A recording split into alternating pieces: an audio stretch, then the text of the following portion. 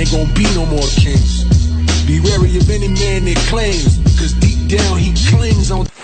There's a feeling, angels moving around me.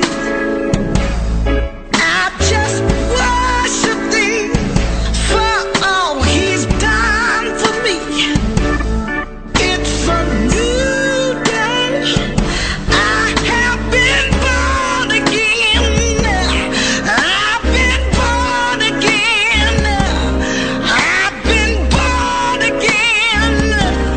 In his spirit and his name, I'm sanctified. Lord, I testify, he's right by my side. I believe in me. His word is so clear to me. Yeah. Hey, this is Peter Vesey, a.k.a. The Viper. Thanks to Hubie Brown. Thanks, Hubie. You're listening to Mo's Sports Talk. Down, down, down. That's it.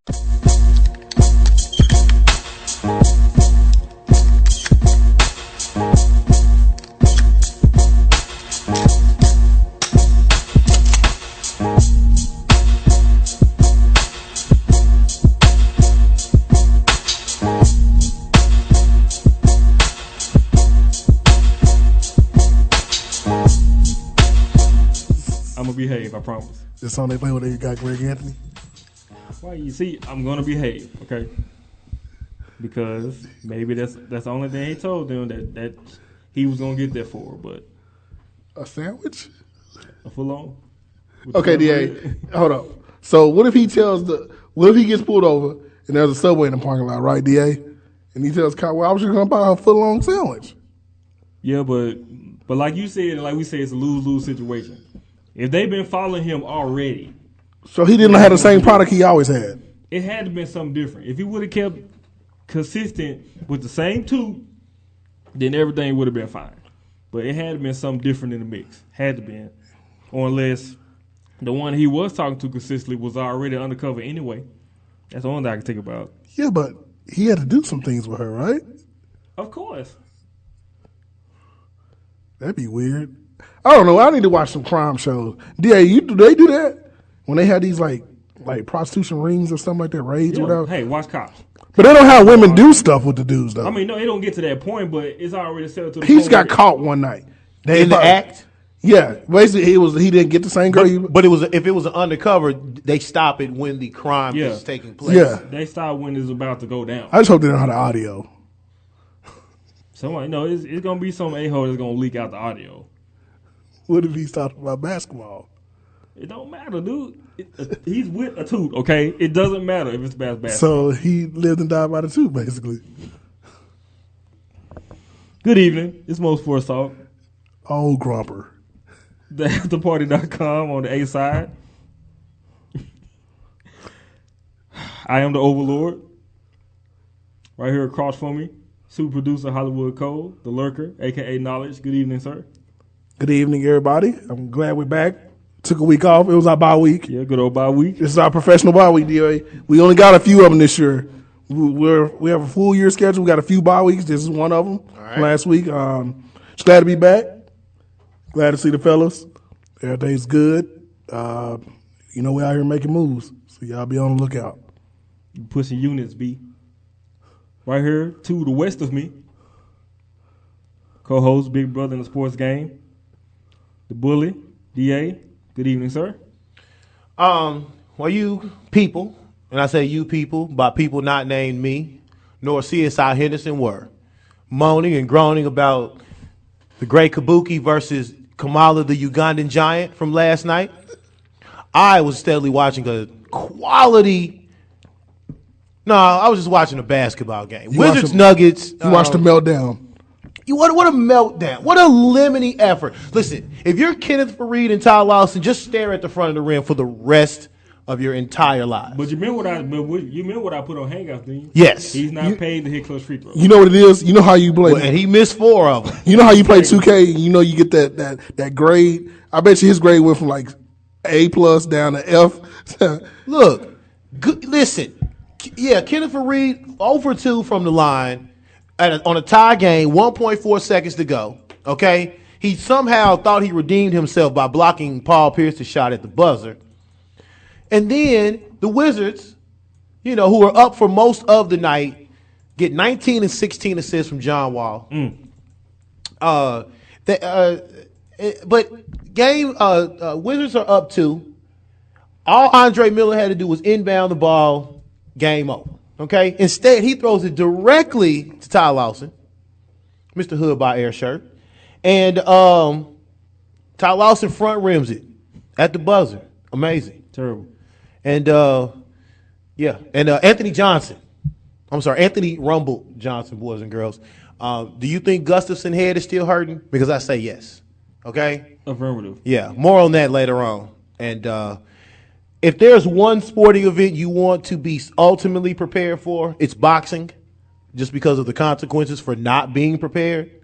We'll have more on that at 9 o'clock hour. And I'm talking to you, Mike Alvarado. Jesus. So Can't wait for that. what is up, boys and girls? Can't wait till tomorrow. Another episode in the meat grinder. Okay? Hopefully we will we'll be on our most gentlemanly behavior. Okay? All right. So glad everybody's tuning in. Probably not gonna happen. Chris already predicting impending doom. Yep. Meanwhile, Miko Grimes, ladies and gentlemen, is on her stuff, as I'll say. Speaking of Grimes, that Grimes last night.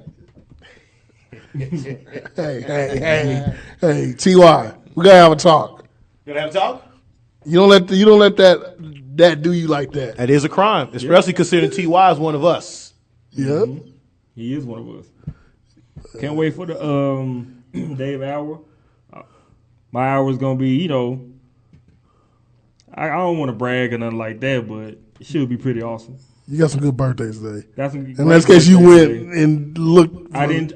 I kind of did, but I'm gonna be on my best behavior. It's fresh from about a week. I'm gonna try to be on my best behavior.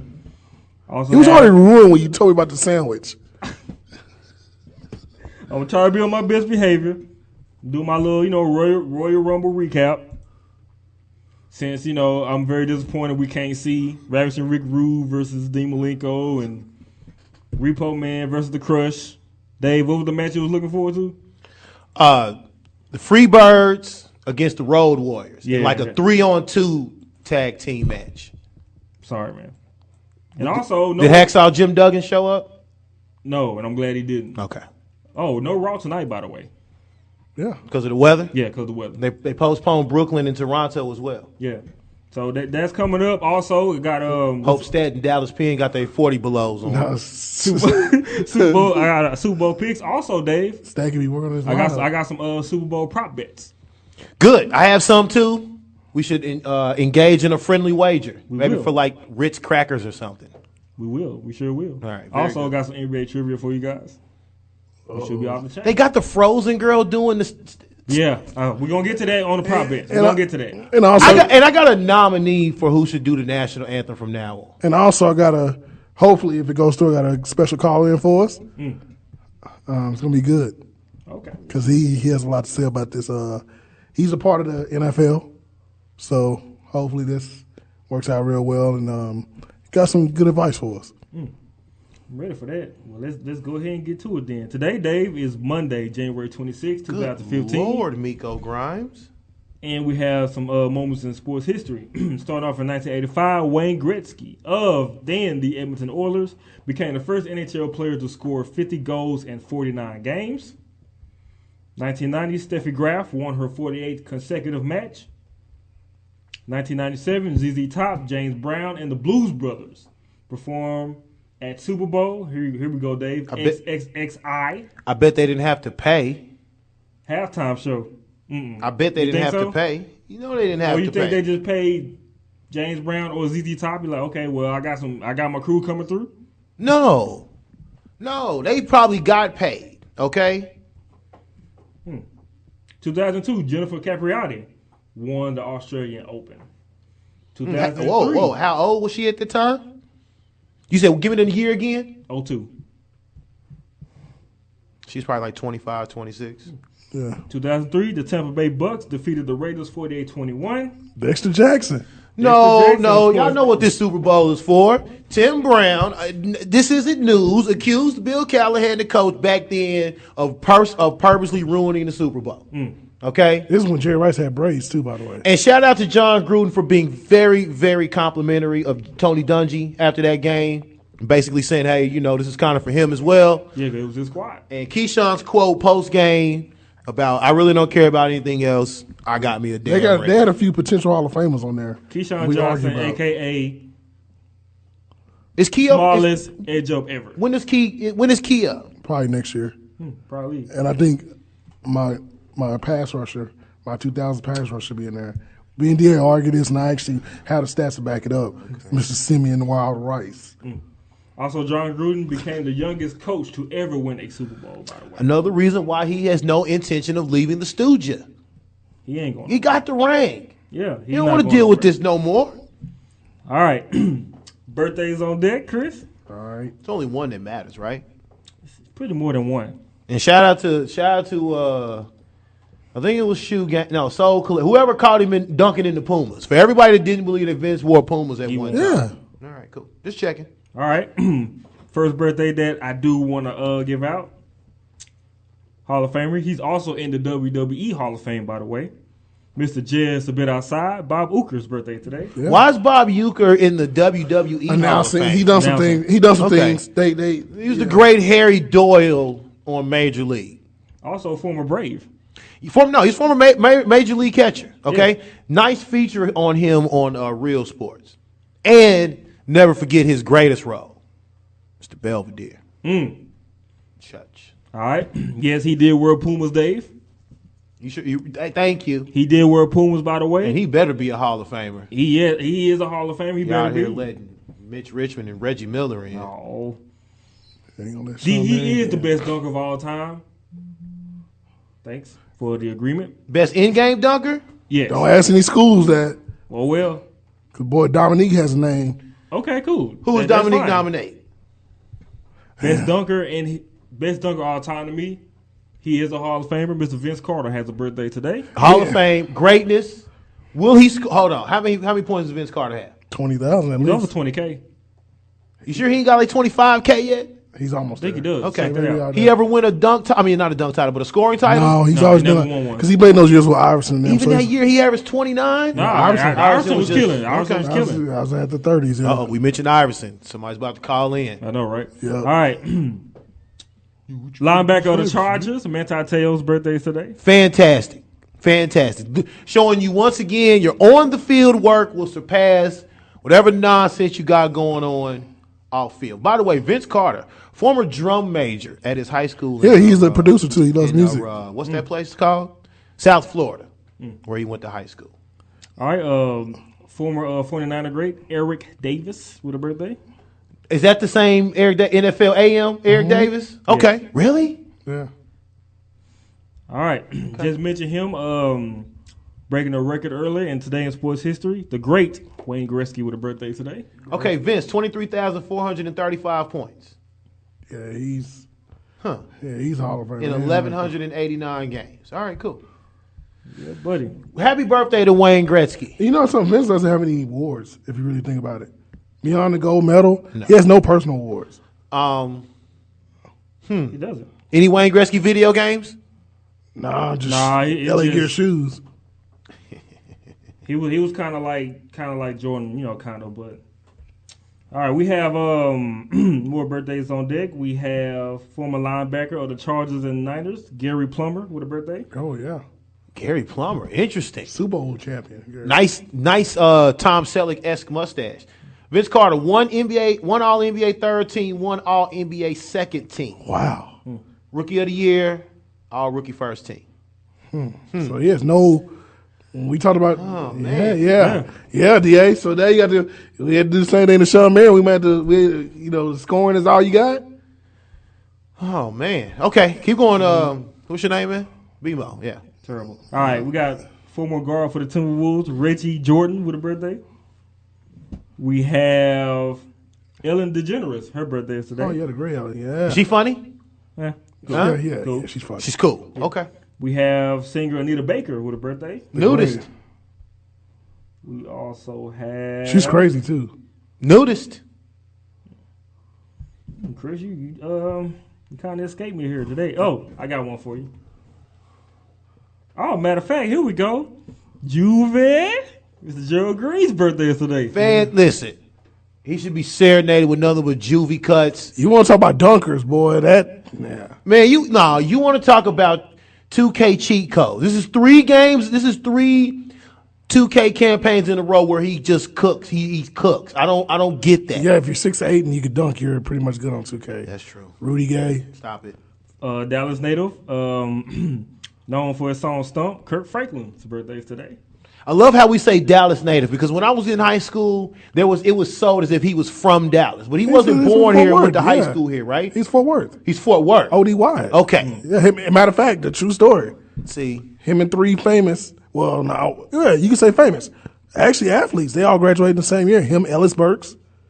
ODY had a year where they had, and David Mann. wait a minute. How old is Kirk Franklin? You gotta be like early mid 40s. And how old is Ellis Burks? Interesting. Okay. 45. Good. I'm glad that we are setting the record straight about Kirk Franklin. Very good. Fort Worth, Funky Town. Only one WLF player, Chris. Okay. Linebacker from the Rain Fire, Mark Brook. Ellis Burks is 50. Well, Interesting. All Okay. right, Chris, what you got? all right. Torrey Smith. Baltimore Ravens. Okay, Baltimore Ravens wide receiver. Okay. Yes, the great Torrey Smith. He's celebrated birthday today. Let's see what else we got here. Is that the dude from Boys and Men? No, that ain't him. What's his name? He looks just like him, though. What's his name? No, that's not him. No, tell me the name. I just actually stereotype a brother looking like a brother. I should have did that. Dang. All right. Good job, officer. Jack Youngblood's birthday today is So as I continue to peruse YouTube for old NFL games, came across some bangers last night. Came across some old Rams stuff from '78. So I guess it is. So it's true. He played the Super Bowl with a broken leg. The rumor is he played the Super Bowl against Pittsburgh with a broken leg. Cowboys kicker, Super Dan Bailey. His birthday is today. How does Dan Bailey? He just turned 27. Just turned 27. Fantastic. Glad he got paid already before he gets the inevitable kicker yips. But wait, there's more? I think that may be it because he got all the. Yeah, because none of these other people, I don't think any of us would know. Oh, I well, don't really care about. did you already get Oh, Eddie Van Halen? Eddie Van Halen? His birthday's today. There's some greatness. Yeah. So Eddie Van Halen's birthday. I think that's about it. Because where's the piece of Paul Newman? His birthday would be today as well. So Paul Newman's birthday is today. I don't know who this kid is. Robbie Novak. Yeah. I don't know. Not That's important. Wow. yeah. How are you just going to dismiss him on his birthday? So, hey, yeah, stuff happens. Okay, cool. And it looks like that's about it right now. I just know tomorrow is a better day for birthdays. It looks like because we got some cool birthdays for tomorrow. Oh my God! All right, Hey, that's a good birthdays. yeah, it is. All right, let's take a break. Come back. There will be a Super Bowl afoot this Sunday. Everybody in the studio will give their predictions. Next, we shall return. No one cares. Oh, you don't think so? It's Most Sports Talk, THAfterparty.com on the A side.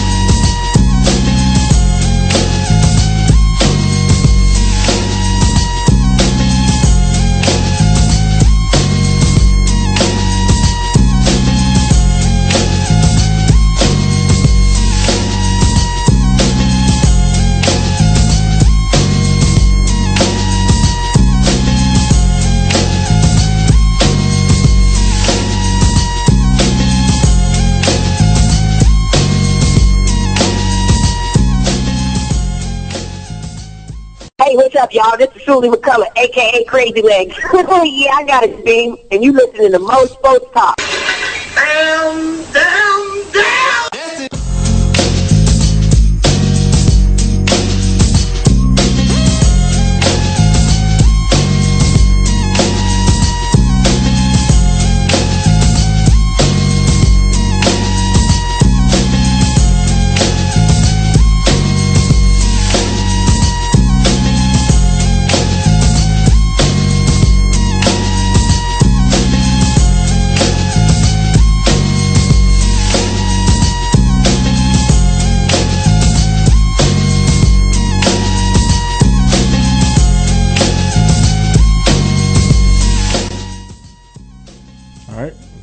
Most sports talks in the building. Anything memorable from that video? I said the Boston Bruins jersey, the Hartford Whaler jersey. You know, hockey jerseys got to come back one day, DA. I just thought about that. One of these days, we're going to look up everybody's wearing hockey jerseys. Maybe with the baggy jeans, tucked into your Timbs. The last rap group I saw wearing hockey jerseys was West Side Connection. They had on Dallas Stars hockey jerseys. You know who was big on hockey jersey? Martin. You know, one of his episodes, he used to wear a lot of hockey jerseys. He was. Would you wear a hockey jersey, DA? I don't know if I would at this point in my life. I guess I would for like some sort of promotional situation. Have you ever worn one? Hmm? Yeah. I bought a bunch of Dallas Star stuff when they first came into town. I had a Mighty Ducks starter jacket in middle school. Yeah. That's like the only hockey-esque thing that I've only owned 3 hockey jerseys. One was a Washington Capitals jersey. I had got in at the time what was the place called? Oshman's? Mm-hmm. And it was Al Freight. It was his Capitals jersey. Very good. I just thought it was cool. Plus, I remember watching the Skills Challenge, which, by the way, there was an All-Star game this weekend nobody knew about. Mm-hmm. That's shame on the NHL. Yeah. So, that, and I remember having a Joe Newendike jersey. It was the green one. And the last one was a Mighty Ducks jersey. It was just a regular jersey. I had got it made. I was big into that movie, Mighty Ducks. Yeah. I think everybody had I thought I was a part of the Flying V or something like that. I don't know. You know Emilio? That's how I got my starter jacket from that. I didn't really know or pay attention that was a real hockey team. Well, I knew it was a real hockey team. I just I finally realized it was the same thing when they were like because now they're just the Ducks. Mm-hmm. Because were they the Mighty Ducks at one time? They were just the Ducks, right? They're Mighty Ducks. I think they've always been the Mighty Ducks. But see, now they're just the Ducks. Just Ducks. Yeah, they're just the Ducks, which is crazy. Why just take out the Mighty? Sounds too weird. Probably too cliche. I don't know. Too cliche, I guess. This Sunday, 6:30 p.m. Eastern Time, there will be a Super Bowl played. A massacre. Patriots against Seahawks in Arizona. Of course, a lot of people are paying attention to Deflategate, which, look, man, I don't care. I don't care about all that stuff. Let it go, because they could have played with a Nerf football, and the coach still would have got their butts kicked, okay? They're not going to change it up. The Patriots are still going to the Super Bowl. I don't care what Goodell does, the punish Belichick or this team or whatever. I don't care about that. The ball was changed at the half, back to normal. And Patriots was up 28-0. But like I asked everybody else, if this would have been the coach and the coach would have won and they would have played with deflated football, y'all wouldn't be riding all up on them like you're doing the Patriots. So the damage is done. Coach lost. This don't excuse them from losing. Even after one cornerback said when he caught one of Brady's interceptions, he didn't notice anything about it at all. So let's let that go. Important thing is a game afoot. And I think I did call this at the beginning of the season, Patriots and Seahawks. Sorry about the coach, Dave, but you was right there. No, it wasn't right there, because when you lose 45-7 in the championship game, you weren't. I'm saying you weren't that close from the beginning. Saying your prediction got to the AFC Championship game. I think we all got at least. I picked the actual Super Bowl, but I was kind of hoping that Dallas would have, but of course, things don't always go a certain way when you don't play the game. So yeah, of course. Which a lot of people say we supposed to beat her. Yeah, I say we, but it's Patriots and the Seahawks. Besides all this going on with Media Day and Deflate, Gate and whatever, I'm real interested to see this game. And me saying this about the Patriots is I like their defense. I think like the secondaries match up very well, which of course everybody's saying, Legion of Boom is going to be, many times better. But seeing Revis and Sherman, like, would you even think about having Revis and Sherman, playing the Super Bowl against each other, which to me, honestly, are the two best cornerbacks in the NFL. Seeing the Patriots offense, I'm very interested in seeing that. Also seeing Russell Wilson, can he win, be will he be like the youngest ever to win like 2 Super Bowls in a row if he does win Sunday? Which I think so. I mean, because I'm trying to think of all the quarterbacks that's won 2 consecutive Super Bowls. Bart Starr, 8 Ball, Montana. Pittsburgh go back to back in the 70s? Yeah. Yeah, he did. Bradshaw. Mm-hmm. I don't think so. I don't think any of those guys were as young as Russell Wilson. So, interested to see that. Yeah, he is. Yeah. I like Aikman, I guess. How old was Aikman when he won the Super Bowl? That was 92, 93. He came in at 89. But Aikman came in like what, 90, like 90, like no, like 89. His first round pick in 89. Yeah, so he was about 20. 24, 25 maybe. Yeah, he will be the youngest then. I'll look it up. That's interesting. I like Seahawks front 7. I like I'm really interested to see how this offensive line is going to hold up.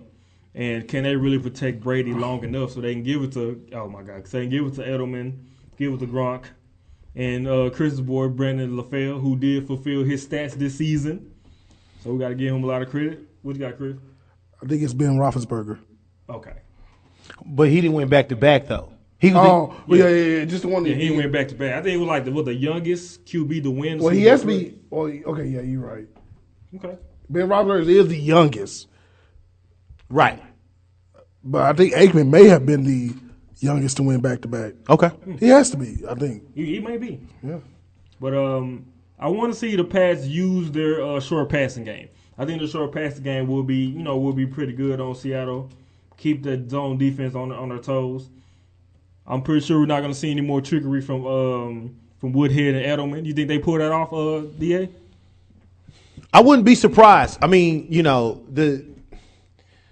Belichick which has been the formula forever and really has now come to light this season. He is going to probably hit you with at least 2 game plans. Now, I don't think it will be a little Welker to little Welker type deal again, but I wouldn't be surprised if they got Nate Solder out there again on a Fat Boy touchdown situation, or maybe have Vince line up at the goal line for some blocking support. He look. Belichick may line up with 8 offensive linemen and 2 running backs and Brady, for all we know. So, yeah, I believe trickeration will be in effect, definitely. But like I said, besides all this stuff that's going on, I'm really looking forward to this. I'm really looking forward to this game.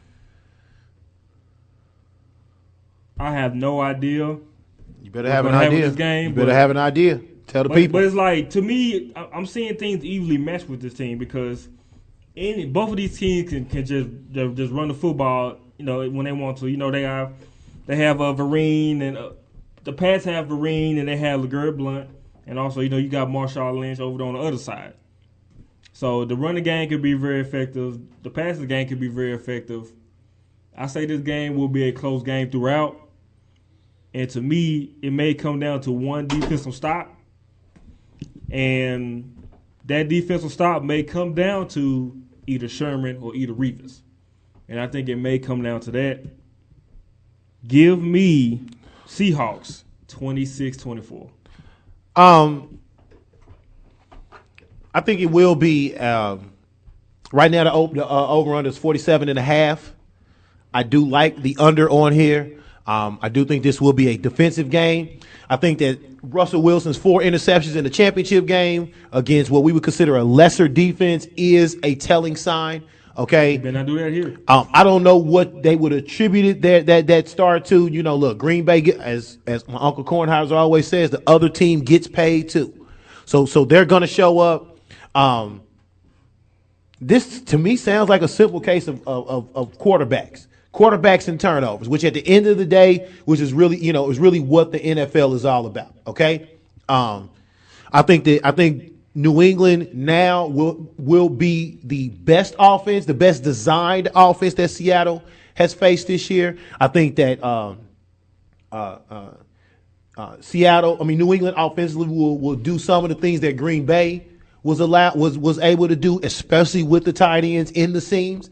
I think they're going to force Bobby Wagner and KJ Irvin to make some decisions there. Okay. I do like New England. Okay. The only reason why I do like that, because I think that Brady will be less susceptible to make mistakes in this game. And I think that's, man, the things that got Seattle down in the championship game can carry over, okay? Especially with the way Belichick likes to do things. I think Marshawn will get his. I think he will be a difference maker in this game. I don't think it'll be enough of a difference maker. And I think that this secondary will be the secondary that shuts these Seattle receivers down, okay? Pick whoever you want for Revis, whether it's Curse or Baldwin or whatnot. And I think they will take care of, I think the rest of the secondary will take care of the rest. So to me, this is a Marshawn Lynch, Russell Wilson read option type situation for them to be successful. And I think for New England, man, I think you're going to see a lot of LeGarrette Blount. I think you're going to see a lot of passes to the running backs and a lot of Gronk up the seams, okay? I would even like Gronk lined up in the backfield with some motion, okay? Either motion out the backfield or staying in the backfield and getting your route out the backfield, which will make it harder, for Seattle's defense to pick up. I think it's something that you mentioned where, Belichick might pull out, 2 or 3 trick plays out his belt. Why trick play, though? I mean, I had one suggestion. Okay. First and goal, line up Gronk right there in the backfield. Line up Gronk. Handoff? Handoff, yes. Line up Gronk out there because 9 times out of 10 is going to be a play action to him on 3rd or 4th down. So why not line him out there in the backfield, make a run and then full score? Or at least line him up as a fullback. You never know. I don't have a problem with that at all. I just think that they're going to get him out in the seams, okay? This Lane dude that opened his mouth about Gronk, I think Brady will find him and get some work. I think Chris's boy Brandon LaFell will prove to be key, okay? Because I thought the Rodgers touchdown attempt that got intercepted by Sherman during the championship game was foolhardy, okay? I don't think Brady takes those chances, but I do think they make 25 work. I also think they test the arm of Earl Thomas, dislocated shoulder, and Richard Sherman, Tommy John sprain. I think they see what's up with those guys because read an article, Richard Sherman, talks about, hey, as corners, we got to hit, and it will be identified on tape if we not hitting. So let's see if you're willing to stick your shoulder in there against a big LeGarrette Blount, against a Gronk, okay? And let's see what that does for you. On Seattle's end, look, if they get into a run option situation where you can keep New England's defense off balance with Russell Wilson and about that action, I think they can win the game strictly off that, okay? Because that will get big plays involved, that will get the defense going, and Seattle is one of those. I'm trending further away from it, but they are a ride the momentum type team, okay? I mean, they finished off that game scoring 21 of the last 24 points. They can get a pass rush with 4 defensive linemen, making 7, available to, take on in pass coverage. So I got the Pacers. Good Lord. I got the Pats 23-21. Taking the over, and who cares about the spread? It's a 1-point spread. It'll be a pick 'em by kickoff. I'm gonna take the over. I do think there are some matchup issues that both teams are going. Taking over 47.5. Yeah, and I'm taking this. I think this game is gonna be a blowout. I think that I think this is a case of how can you shake up the Patriots? And the same thing was asked about Denver last year. When you get those guys tap dancing in the pocket, you get them to act like Gregory Hines, recipes of Gregory Hines, everything changes. I got Seattle. None from the beginning of this year, from last year when I picked them to win the Super Bowl changes. This team rises at the right moments. Until the Patriots can prove to me that they can rise in the right moment, we haven't seen this in a while. When's the last time Patriots won a Super Bowl? They've had moments where they've choked. I think that Seattle, man, they're on a hot streak. Now, my concern with the Seattle will be this. Last year you had Golden Tate. Last year you had Percy Harvin. Key contributors, especially on special teams. Percy Harvin last year, that kickoff at halftime last year, I think that killed Denver officially. They put them in the ground. They're going to have to find guys that could do something similar to that. And I don't know. See, to me, New England has a certain advantage, and that's why I'm a little skeptical about saying a blowout or whatever, because I think they will put 8 in the box. You know, I think Porchak, Wilfork, whatever we call them now, Vince Wilfork, those guys up there in the front, that front 7, they got to worry about Marshawn. They got to be able to tackle, because team shows vulnerability about tackling sometimes. They got to be able to hit. I don't know, man. I just think that, to me, Seattle is just hot. And I know they didn't play exceptionally well versus Green Bay, but they showed up at the right moment. Like, to me, there's not too many teams 19-7, you come back and win that game. Because I think everybody in this room could have easily said, hey, you know, now the football morals and all of us would have said, hey, don't count Seattle out. But Seattle won the unconventional way. They didn't win off of like kick returns or some weird Percy Harvin stuff or Golden Tate. Like I said, those guys are going to be missed. And I think that's going to be key for them. But I also think that there's things that New England's going to have to overcome too. Because my thing with New England is this. Physical-wise, when they played a team this year that was just as physical as them, they got beat. Kansas City. Teams like that. They didn't match up too well with the physical defenses. And that's a concern. And I think guys like Michael Bennett, I'm telling you, if they get Brady out there tap dancing, this could be all over like last year.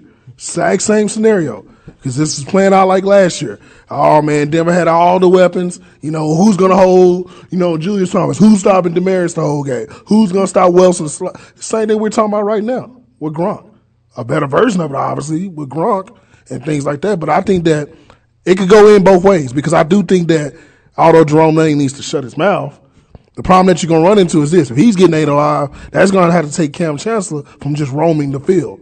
Because if they get him out of just roaming the field, this game is over. New England wins this game. But I think if Seattle stays to what they've always done this year, when they've been effective and won, they win this game. And I think they win it easily. Because I think when you're taking physical versus a certain style. Now, New England showed, hey, we play a physical style of football. You know, Devin McCourty's been amazing. Yes, he has. You know, Darrelle Revis is still Darrelle Revis. You know, Will Fork is still Will Fork. Jones is still Jones. They got guys. They got blue chips on that team. But I also think that when they play a certain team, it comes back to 100. Because to me, what's different from outside of just defense being a lot better, what's the difference between Green Bay and them? In New England? Mm-hmm. Yeah, minus some better coached. Yeah, I would say better coached. In terms of in-game situation and in-game adjusting. I think Belichick is far superior than Mike McCarthy. Yeah. And I think with Belichick is more to switch over a game plan more than how McCarthy was. Yeah, but he's also like you won't see Belichick do anything stupid. Yeah. Like he understands. I think he understands. Belichick at the 1 on 4th and goal, they're going for it. Both times. Okay. Yeah, so I think that from that standpoint, the coaching dynamic is way different. But I also think that it also can backfire. Being that he's that kind of guy, because we can go back to some years when New England took the risk and it hurt them. But I will say this. One player on New England I am looking forward to seeing going against the Seattle defense because I want to see two Titans collide, as they say in football, the cliche. I want to see LeGarrette Blount. And I think that is the difference. Because LeGarrette, although I'm not saying like, hey, you know, he's going to do what DeMarco did against them, but, man, he could do the exact same thing that DeMarco did to Seattle. He was like 230, 240 off top. So that's him and Gronk are like maybe the 2 hardest guys just to take down. But you got LeGarrette Blount that's going to be running at you full speed. That gives any front 7 nightmares. Tell me how Seattle's going to score. I think they score off of like the same thing Green Bay couldn't do with the turnover mistakes. They score. Seattle is a known team to score off of turnovers. They did it like even in their losses this year when they lost to Dallas. They scored off of turnovers. Just Dallas learned how to stop doing it at the right time. The block punts, the block field goals, things like that. But the thing is, what if they don't get those turnovers though? I see what DA was saying how you know how it was, 16-0 in the first half of the championship game. Like they had real problems, getting downfield and scoring anything. It was like quick 3 and outs just like that. So like Dave said, hey man, let's do some read options, but they have to run the football early. You can try some play action on them, but this is a whole way better secondary than Green Bay. Okay, so I just don't think there's going to be a lot of chances being made and being taken in this game. But I also think with them offense. being able to play man to man like they do could bite them because they're going to account for Russell Wilson. There's things that Aaron Rodgers can't do that Russell Wilson can do. Like for instance, Jermaine Kearse is getting hit at the line. Cool. All them getting in line, he's going to take off running, and that's where New England has suffered this year. When there's a guy that can scramble and run, Big Ben did that this year. A lot of quarterbacks this year, Alex Smith, when they got out and scrambled, it was a big issue because it seems not a fast team on defense. And remember, Seattle likes to play fast football. So I think that's just something that you could look at too. And I just think that that could be the biggest problem. I think it's on both ends because I think there's big matchup issues. To me, they got to hope Cam Chancellor can just roam the field on Seattle because if he doesn't, it's over. I think Thomas's and Marsh and Sherman's health. I don't know. I don't think it's being underreported because I haven't been paying attention to any of that type of reporting. I'm sure they get a little more heavier as the what's the name as the things wear along. But I think that's important for a team that likes to pride itself on all 11 guys being just as physical as the D linemen being just as physical as the safeties and vice versa. I think New England will test and see what they about. Okay, I just wonder about how Russie is going to generate points. Okay, because there will be like Belichick, he ain't having none of that. There will be adjustments made early. Okay, he may go to 5 linebackers and 2 linemen. He may go 5 linebackers, 1 lineman, and 5 DBs. Yeah. I'm worried about Seattle's inability to consistently generate offense. I mean, look, they scored 31 against Carolina. Okay, you take away the Chancellor 6. They scored 3 offensive touchdowns all on those third down plays. Right. Okay. Yeah. And it took a while for them to get going in this Green Bay game. You can't go slow against New England. I mean, because you're gonna look up and Belichick will limit your possessions. You know what I'm saying? I think in order for Seattle to win, I'll give you 3 things. They got to get a pass rush with the front 4. Okay. I think they get the read option going, and they get off to a better start. And look, if you're gonna punt, you better punt and flip the field position. Okay, keep New England buried back there, so your defense, what you like to do defensively, will pay off. Yeah, and see, I think another big thing about Seattle nobody's mentioned, Brandon Mayberry been out. That was a big part of that team last year. Those 2 guys in the middle, like those guys. Like you said, they can rush all 4s, but there was some issues that last game where they couldn't get to the quarterback, and Rodgers seemed to be throwing lasers.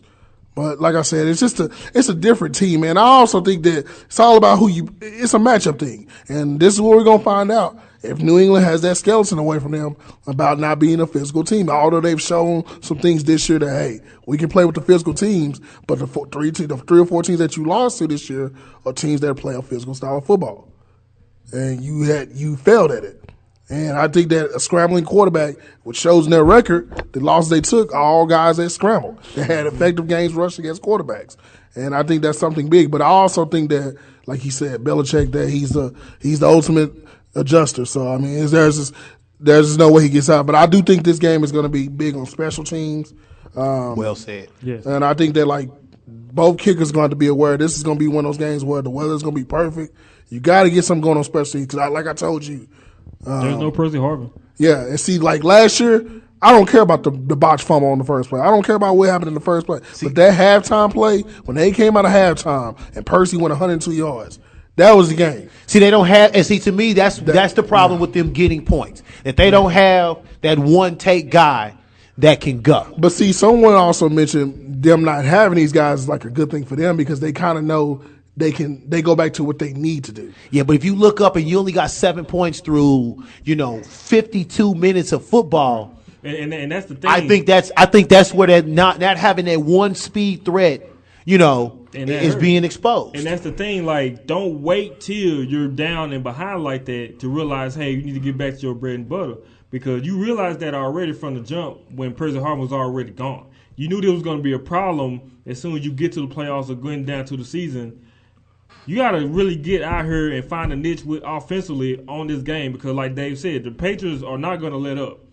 You can't sit up here and go 3 and out against the Patriots like that, because they will come back and be very aggressive on offense and try to run this score up, and they will do that. Now, how good that defense is for Seattle, you do not want them to be on the field most of the time of the game, because they can get to the point where they'll max out and the Patriots will keep on cooking them. And that's something that Seattle do not want to happen. So they got to generate some kind of offense. Yeah, see, you know what, though? And this is the funny thing. And if I can replay the audio from last year, I remember we had the same discussion last year. And I told you guys, they're going to find a way to score. Because we said the same thing last year. If Denver gets out to go to scoring, they play a certain way, can Seattle keep up? I remember picking I picked a high-scoring game, and then remembering the first play and feeling totally deflated, thinking that Chris was right. Yeah, because to me, this team, you want to talk about the ultimate adjustments, the ultimate adjuster, minus the Dallas game and a few other games this year. Seattle is one of those teams that, it's like you want to say they can't score points, right? Now, also, they throw 31 up they throw 21 points up in 6 minutes. Like, how does that work? I mean, I know they don't score as in a fashionable way that says, hey, consistently for 4 quarters, they give you 14, 10, whatever. But this team knows how to do it when it counts. And I think that's the most important thing. Because if history serves itself right, this plays into their favor. And I also think New England can get cute. Because although this defense is a little banged up, Bobby Wagner is back, everybody. I agree. And they haven't lost the game since that guy's been on the field. I think that's where Gronk comes in. I think that's where running backs out the backfield. Who's still left? They got Vereen and Brandon Bolden still. Yeah. Okay. I think the running backs and tight ends have a monster game and contribute to New England's success. And see, I agree with you, because I think that at the end of the day they got so many different guys. Like New England, we keep naming Russell Wilson, Marshawn, and that's it.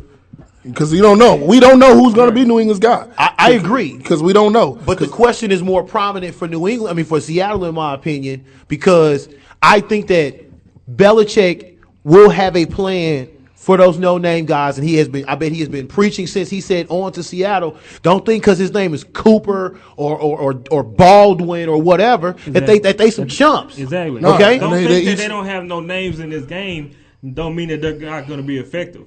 He don't work with less. Do his career anyway and turn them into winners. So this can happen again this Sunday. Yeah, and I think so, man. I think that's the scary scenario for New England, because you think these guys like Curse don't never do. It's funny how Curse works. He never does anything right. Now, all of a sudden, when it's time to get a key big touchdown, a flash, who is it to? Him, Doug Baldwin. But I do think Golden Tate, man, I'm really big on Golden Tate, and I think that those guys miss like that. Like Percy is a guy that you said, hey man, he was in the right place, right time, right moment for the Super Bowl. But he was also one touch and go. No one on this field. You can really say that about has that threat. Yeah, and there's nobody on that field where you gotta watch extra film for or stay out of practice and prepare for this guy or that guy. So I guess the question would be, if one team wins, what happens to the other team? New England loses this. Is this the? I think they go back and do the same. They made the contract situation with Brady. Mm-hmm. That they wanted to cut him. They would both be cool in terms of finances. What does this say about New England's? I mean, I know we don't like to use the word legacy, but what does this say about a team that ever since that they 500 in the Super Bowl? Yeah. Well, not only that, ever since the so-called the scandal, since Spygate, since Spygate, they haven't been able to. I don't really buy into that, because you telling me that they used Spygate to win 3 Super Bowls by a combined 9 points. You know what I'm saying? Like, look, if I'm using if Spygate is getting me them 3 Super Bowls, I need to be blowing some folks out. Exactly. Not winning all 3 of them by 3 points. Yeah, because to me, the only Super Bowl I really think that I wouldn't say convincingly won would be the Carolina Super Bowl, because to me, the Eagles Super Bowl, Donovan. It was funny how you mentioned Carolina, their former GM, I heard about that. Yeah, Marty Herney was saying, he found a couple of things fishy about, their losses, but he also said, we still lost and such. Look, I'm spying on the team and I got the goods. I'm doing it. I'm blowing them out. Well, Not it's only like- am I doing it, of course. Yeah, but I'm blowing them out. Blowing them out. There's no way a game should be close Hey, if you I know- got that much advantage on me. And the credit Kurt Warner, like he said, when we played them in the Super Bowl, we were the greatest show on turf. We thought that, man, it's going to be, these guys, they're nobody. That's how they played. That's how they played. And all of a sudden they looking up. Man, we ain't scored except 10 points, y'all. What's going on here? He looked up and Ty Law laid a lick on him and then took the pick six, and then it was. Yeah, so I just think that, I think that it's just determined. I think it's really big for Pete Carroll, too. Coaching against his former team, they gave up on him. There's a lot of variables in this game, and I think that if Seattle wins this, man, what do we say about Seattle? We say find you a cheap quarterback that you can win with on his rookie scale while paying everyone else. Exactly. And to answer our question about the winning quarterbacks at age, the two youngest quarterbacks to play in the Super Bowl, one was a Victor and one wasn't, would be Dan Marino at the age of 23. Right, okay. He lost to the 49ers in that Super Bowl. Yes, sir. Big Ben Roethlisberger, who won the Super Bowl versus the aforementioned Seahawks, was one. The next quarterback, anybody want to take a stab at him? Third youngest? Yes. Well, actually, it's a tie. Actually, it's a three-way tie, win or loss. Two of them played for the same team, and one of them didn't. Two played with the same team, one of them didn't. Obviously, same team, different years. One was replaced by one. Morton and Staubach? I mean, Meredith and Staubach? No. Okay. So, Drew Bledsoe at the age of 24 played in the Super Bowl against the Packers. The Packers, that's right. And Tom Brady at the age of 24. And the last quarterback at the age of 24 will be David Woodley. Of the Miami Dolphins. Miami Dolphins. And guess what? That's where Russell Wilson. 82 Super Bowl. And by the way, Troy Aikman was 26 years old when he won and 27 years old when he won the back-to-back. All right. So, That's right, because Troy was out. He almost spent 5 years in college. yeah, because the UCLA Oklahoma thing, right? Yeah. Cool, good stuff. Quick break, come back. Prop bets? Or Chris, what you Well, we got to call it then we do the prop bets. Okay, yeah, we got that. We shall return. Most Sports Talk, THAttheparty.com on the A side.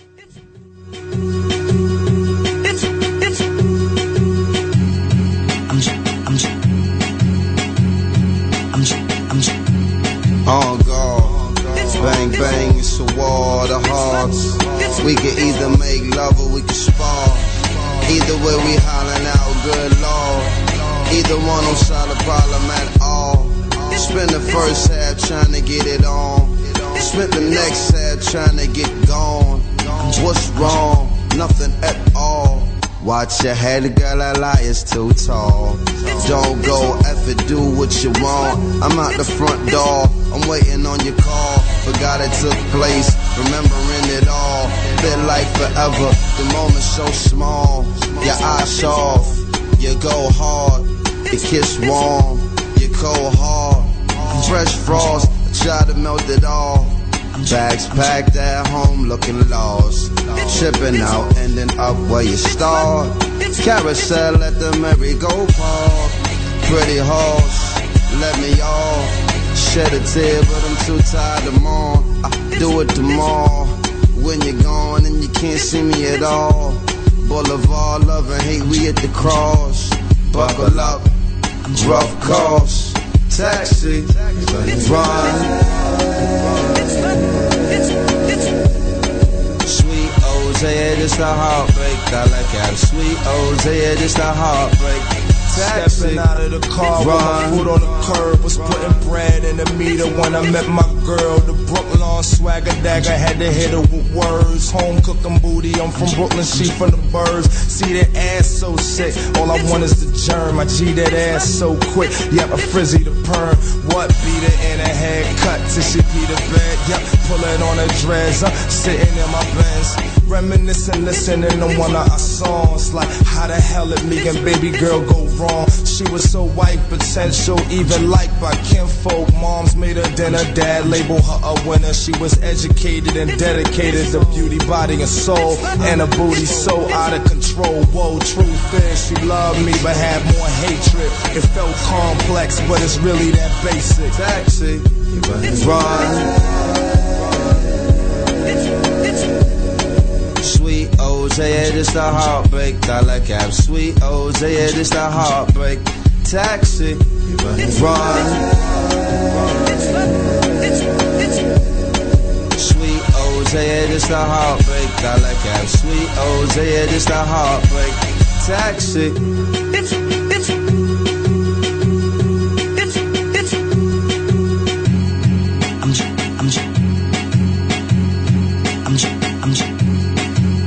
Tim Brown, 1987 Heisman Trophy winner, 17-year vet, 9-time Pro Bowler, and you are listening to Mo Sports Talk. That's it. This is one of the homies from the show. He, this guy gives me a hard time. I guarantee you, this guy. I tell you what, I hate being a Cowboy fan sometimes because I always get this text message or this phone call for somebody he brings me back to earth. Because then, you got to realize he's played the game before. He has experience playing football. Ladies and gentlemen, I want to introduce you to Mr. Shaun Smith. How you doing, Shaun Smith? You there? It must be Mike. He'll probably call in a second. He'll call back. Well, it's going to be Shaun Smith. So he should be calling in pretty shortly. So Former Chiefs D lineman? Yes, it is. Former Chiefs. Oh, yeah, my man from the softball game. Yeah. Yes. Fantastic. Yeah, so he's going to – I tell you what, being a Cowboy fan kind of sucks. And I didn't realize this.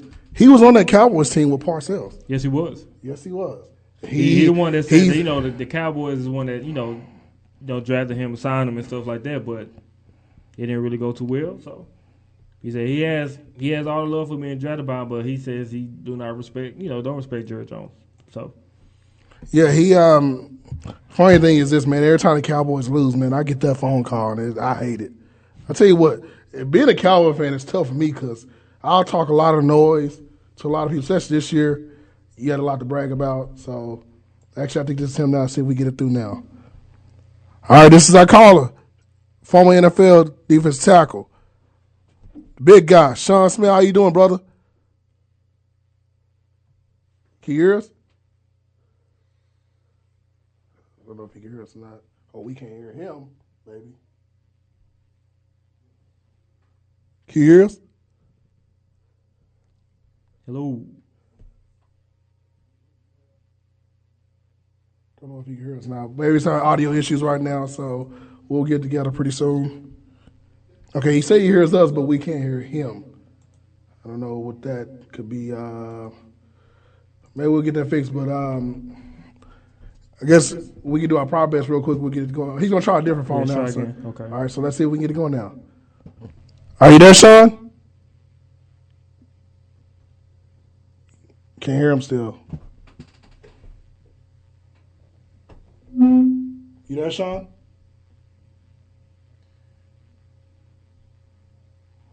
I don't know if we can hear him or he can hear us. Maybe that could be it. I'm sure you probably can't hear us, though. Shaun, can you hear us? He say he hears us, but we can't hear him. That's the problem. We'll get it fixed, I guess, pretty shortly. Let's see what we got here.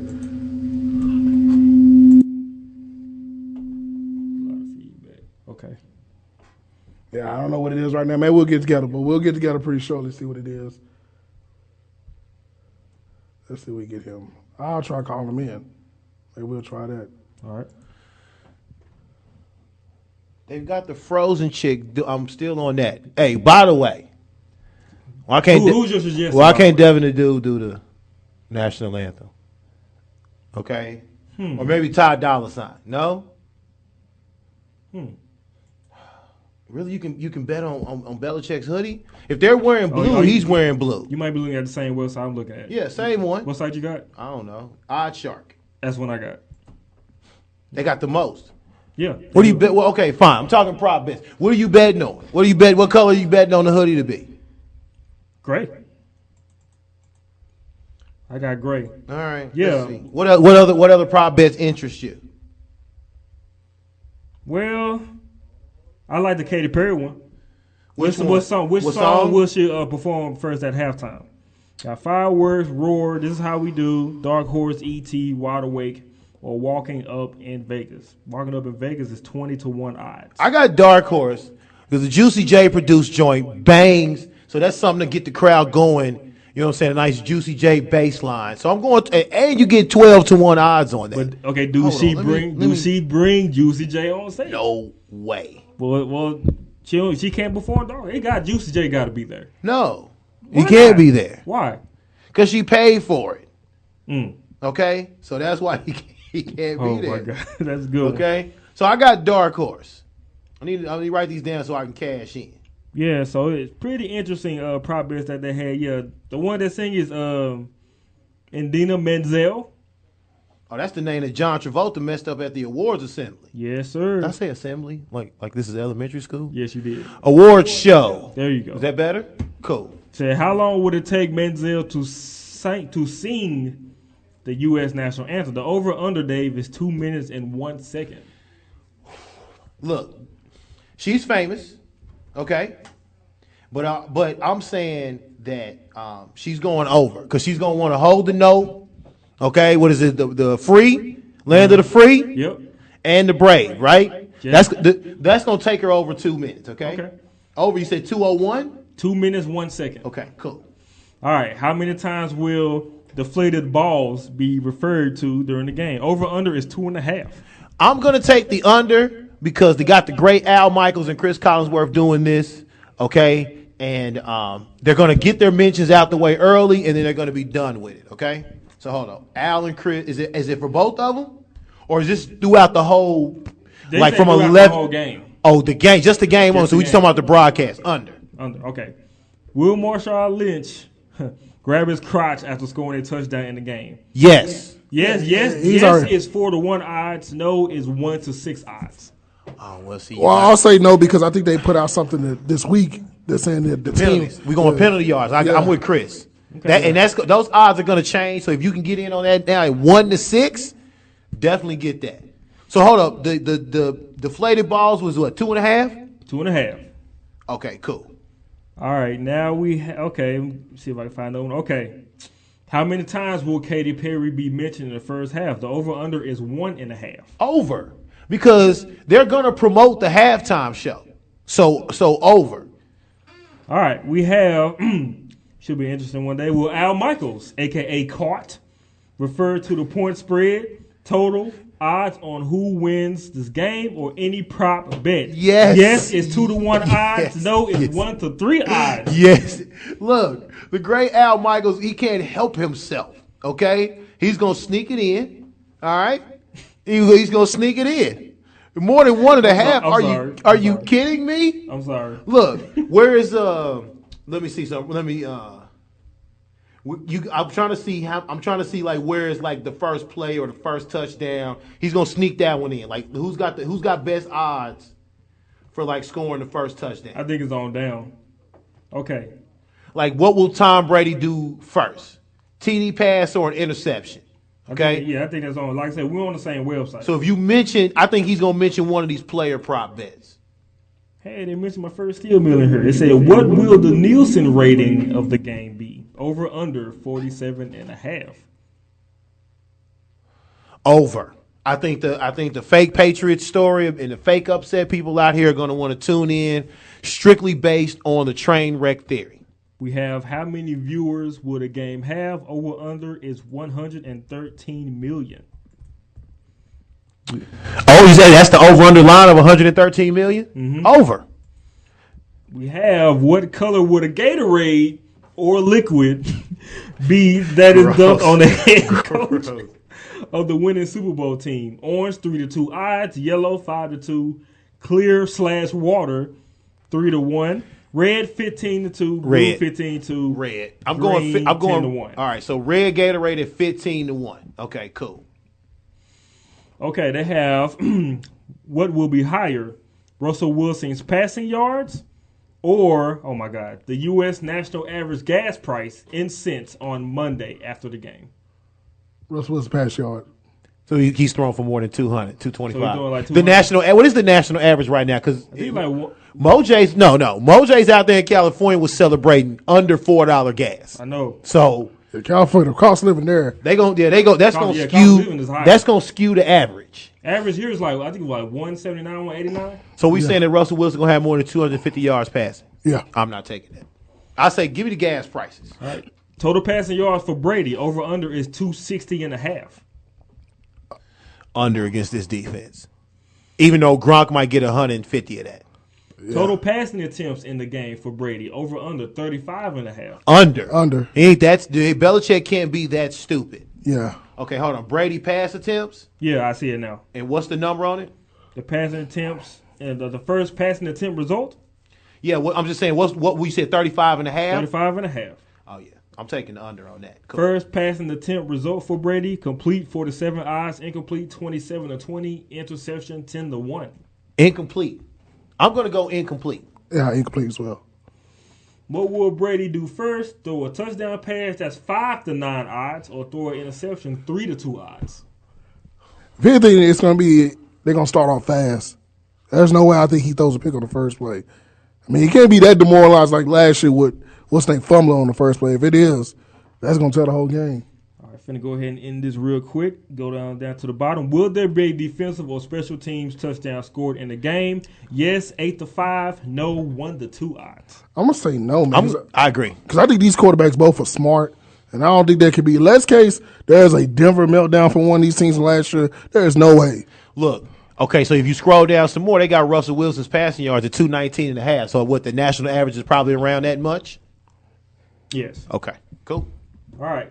Let me see if I can pull up. So he's basically only throwing 75 yards a quarter? Will Jamie Collins get an interception? Jamie Collins? Yeah, New England. No. No? No. Okay. Oh, man. Oh, here goes safety one, Dave. Will there be a safety in the game? No. Odds was 11-2. I say yes. No was 1-9. They better hope this don't happen like New England last year or Denver. Look at this parlay bet though. You can take the Super Bowl and the UFC coming up and go. You can get 5-4 odds on a Silver and Patriots win. Versus one of the Diaz. I think it's Nick Diaz. I don't really think it matters. Just know you're fighting a Diaz brother. Here you go.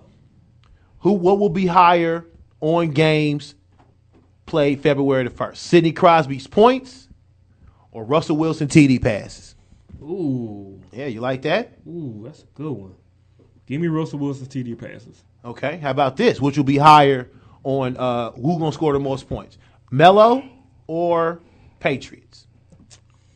Wow. Who's Melo playing? Who they're playing? Okay, keep going. I'll look it up. Yeah, find who they're playing. Man, that's a good one. All right. They had one with Kobe, but I bet they're going to take that one. I said New England will get it. Or right now with the games being postponed in New York, how they going to play a game? We can't. Well, the game got no. That game just like tonight. That was that's postponed till April the 6th. Yeah. Ooh, so I gotta go. Give me Melo points. Melo points. I say Melo points. Okay, Melo points. Chris Bosh total points. Marshawn Lynch rushing attempts. Oh, I'll take. Give me Lynch's rushing attempts. Yeah. Interesting. Yeah, I mean, other than that, All right, I got one. The first turnover of the game will be an interception. That's 2-3 odds. Fumble 6-5, or no turnovers. That's 8-1. No, it's got to be a turnover. If anything, Seattle's going to try to take the turnover before New England. Okay, so I guess they taking. Okay, with Melo, they taking either against Golden State at home or at Miami. Okay, so it's going to be Melo at Miami on the points. Ooh, God. At Miami? All day? Yeah. Ooh, I still take Melo points. You still take Melo points? Yeah. Okay. There's better odds than scoring 30 points versus. All right, Dave, I got one. It's a UFC one. Amount of minutes, which will be higher, the amount of minutes in the Silva-Diaz fight or LeGarrette Blount rushing attempts? All right, so here's how you want to look at that. You were saying that the max that Silva and Diaz can go is 25 minutes. 5 minute rounds. Mm-hmm. Damn, that's a good one. You said who has the most? I'm going to say LeGarrette Blount has more rushes. Yeah, which would be higher. He has more rush attempts than the amount of time for the Diaz fight. All right, good stuff, boys. Okay, let's take another quick break. See if we can get everything fixed up. Come back. It's Mo Sports Talk. THLTheparty.com. Let's hear Chris Cape for Landry Fields. No.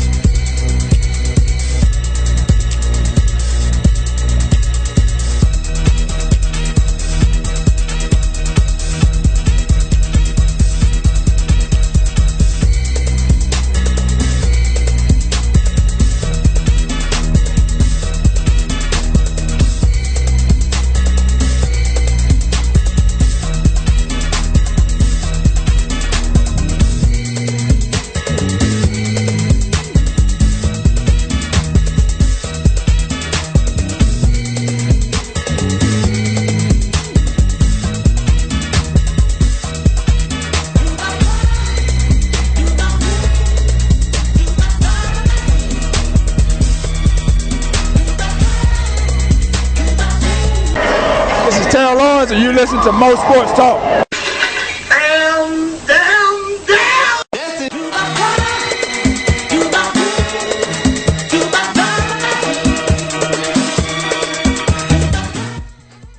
What's up, y'all? We're back. Small Sports Talk. BMO, DA, Hollywood's in the building. We just finished talking the Super Bowl, giving our picks and giving the good old prop bets. Shout out to oddsmakers.com. Very, very interesting. Dave, I do agree. We do need a bookie.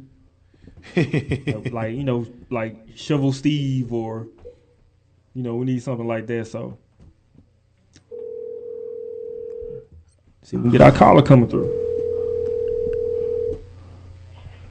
Hello. All right. So now we got it. All right, ladies and gentlemen, this is my guy. This is the, you know what? I'm not going to call him a Cowboy hater. I want to, but he is a former Cowboy, so I can't call him that. This is a former NFL player right here. One of our good friends, good guy, Shaun Smith. How you doing, Shaun? All right. So, the big games this Sunday. Who you got? And tell us why and why would they win? Man, I got Seattle. I got Seattle because of their colors. And they beat the Cowboys. Oh, come on, Shaun, man.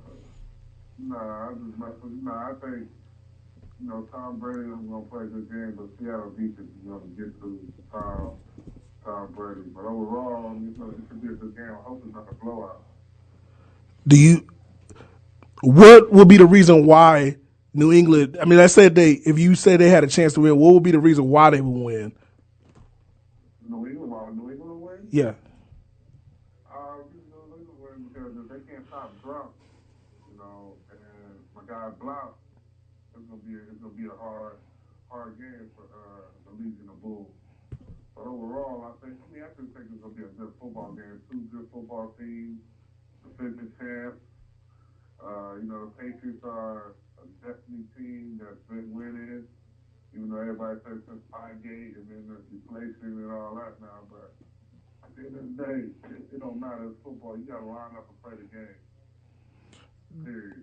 Whoever makes a mistake in the battle of field position, who has a better field position during the game. Do you find it that there's an issue with everything, that every time New England does something good, whether it's the Spygate, deflation, do you think that's an issue, or is that something that is overdrawn? It's just more of a hate thing for the team, people just overblowing it? I think they're overblown. Because who doesn't watch each team when you play, who signals what they got? I remember when I was playing, my whole first and Nicholson was playing the team the week before. I asked him what was the offensive line calling, what was they playing? Give me any edge I can to get a beat so I can get the snap count, or if I know the zone play, whatever it is, so be it. That's the whole point. Purpose of having friends in the league. You rotate, tell each other information. At the end of the day. All right, so obviously, I've talked to you about this a lot, and do you actually miss being out there on the field? Because I know a lot of guys say that when they watch these big games stuff, it just brings back that edge, that competitive edge to you. Do you miss that? Nah, I'm saying what I miss. I miss something like the tunnel on Sundays, and then just the locker room, being in the locker room with the guys, cracking jokes, the airplane trips. I just kind of like to go on during the game, and the flight attendants or something about set your phone on, we said that having fun, cracking jokes, and trying to be so good. That's what I miss the most about it. And it's a nice good check you get, it was making that good money.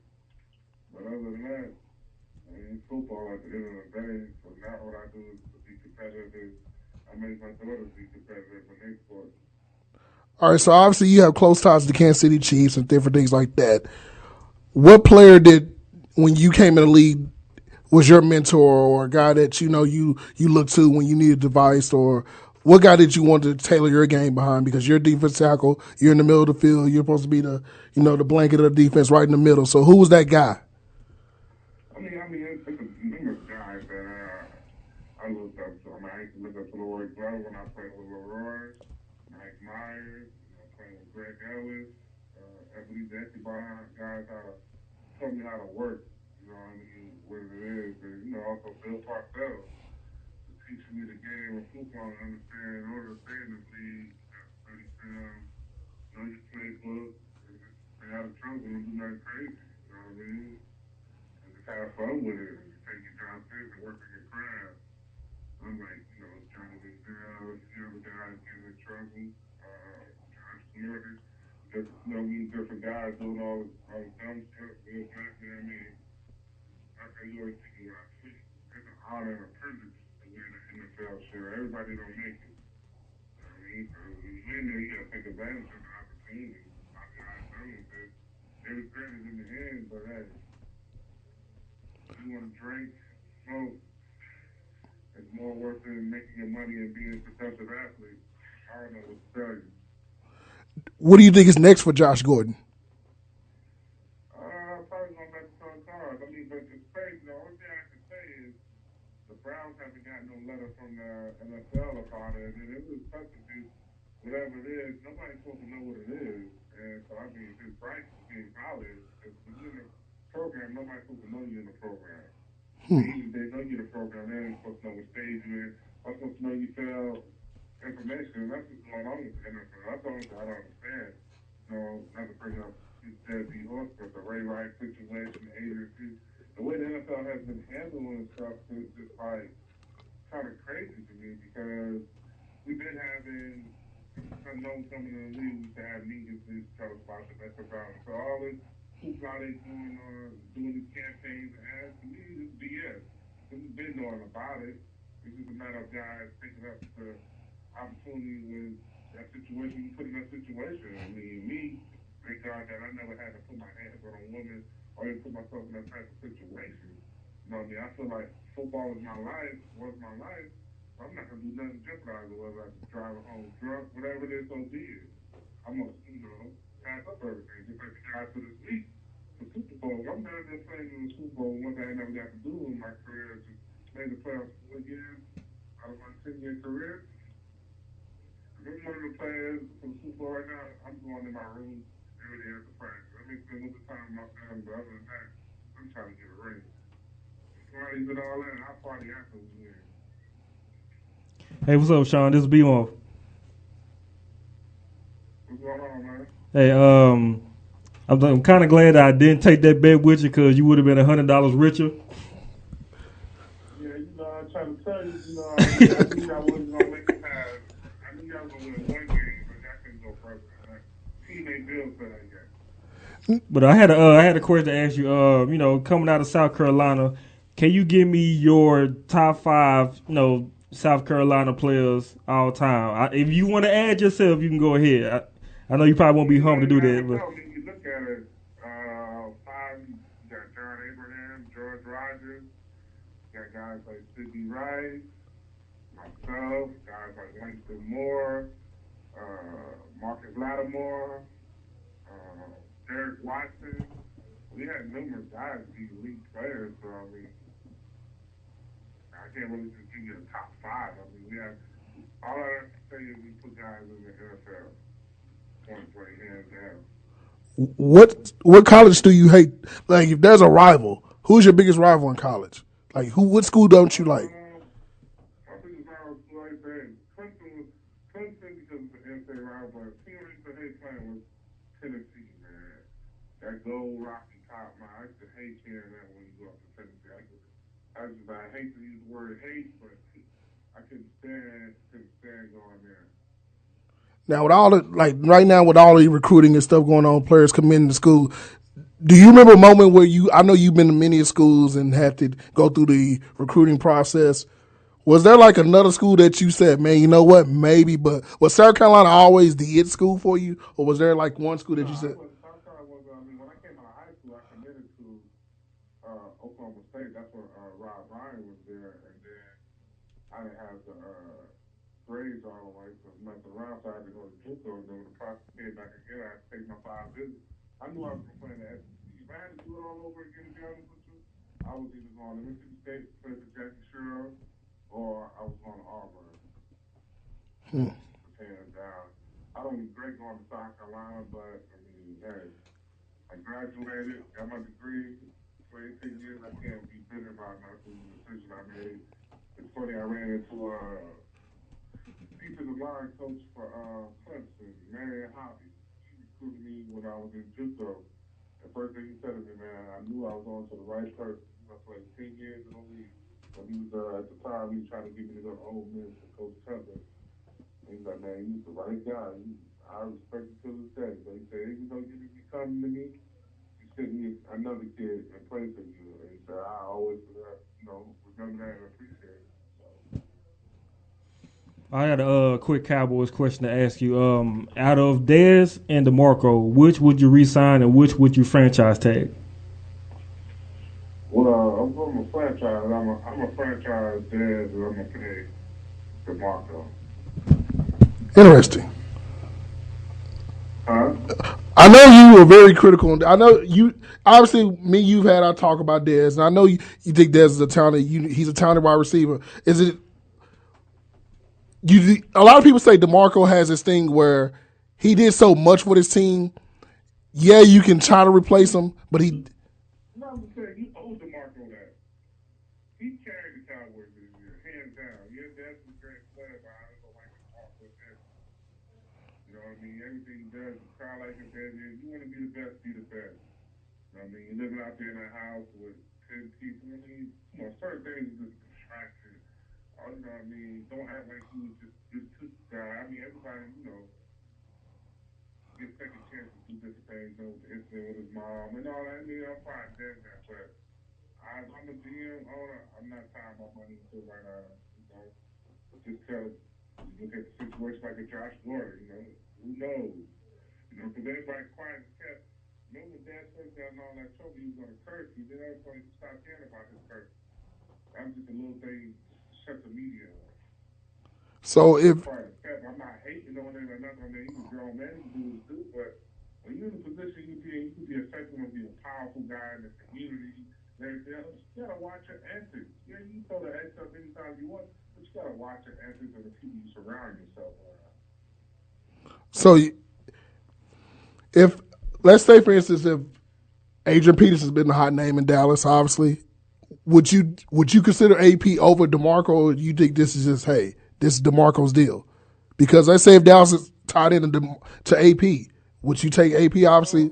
I mean, that's just Jerry Jones. To be honest, quiet as cat. Don't be surprised if you see Ray Rice playing for the Cowboys next year. So that's if they lose DeMarco, right?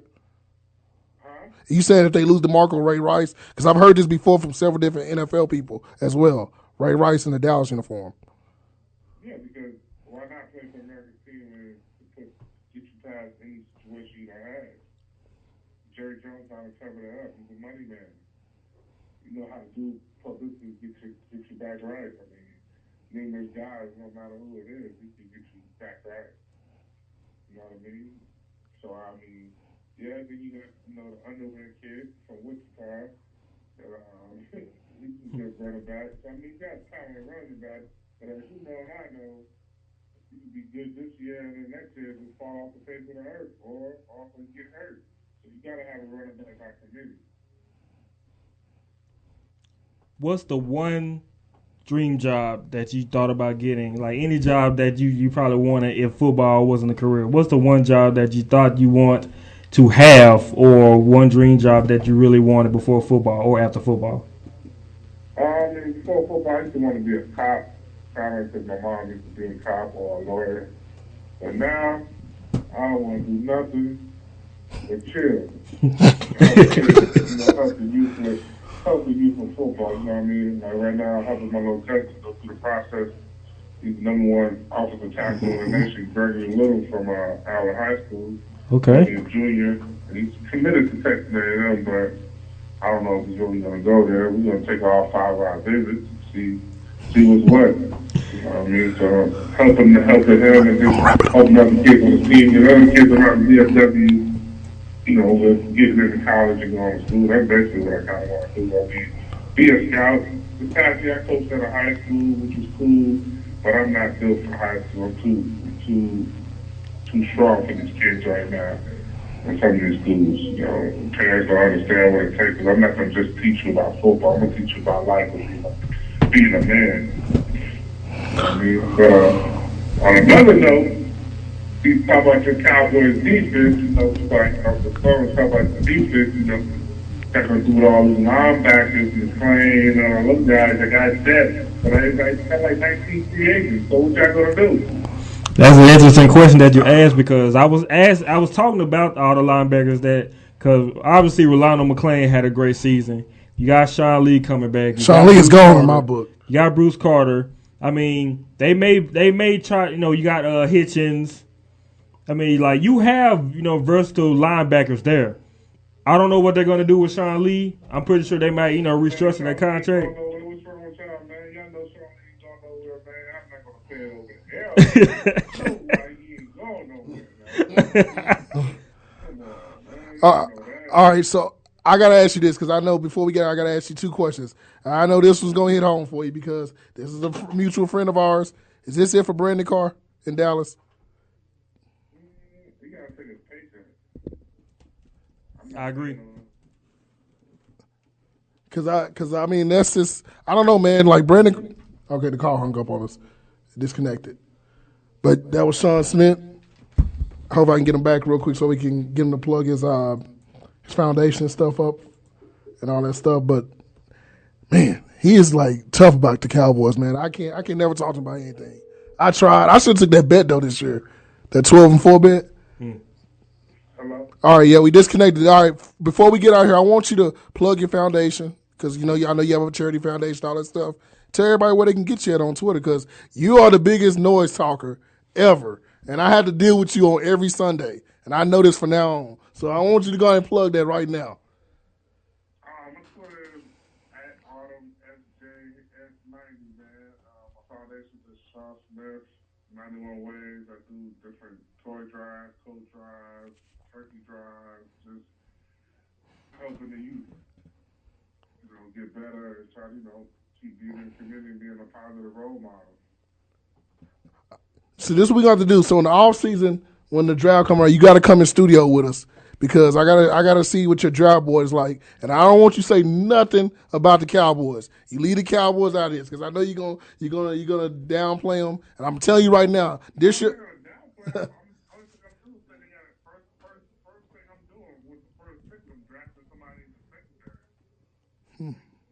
Daddy Church. I'm done with him. Can't tackle an open field. He's washed up.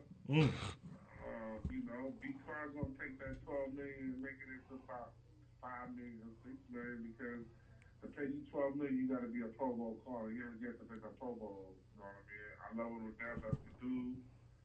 But you've been through a lot this year. Like I say, no training camp because his mom passed. So I'm gonna give a bit for the down thing. I have a down back here. I was coaching for him. And, that bothers him. Anytime you lose your mom and he's real close to his mom and then you still got to play football, it hurts. You know what I mean? So, but he'll bounce back. And then, Mr. Sandrick, all he wants to do is love and hip-hop. All he wants him to dress. So, slip the roofie. So you never know. Oh, boy. You are the worst, man. You know what? But, Chris, why would you... Yeah, that's true.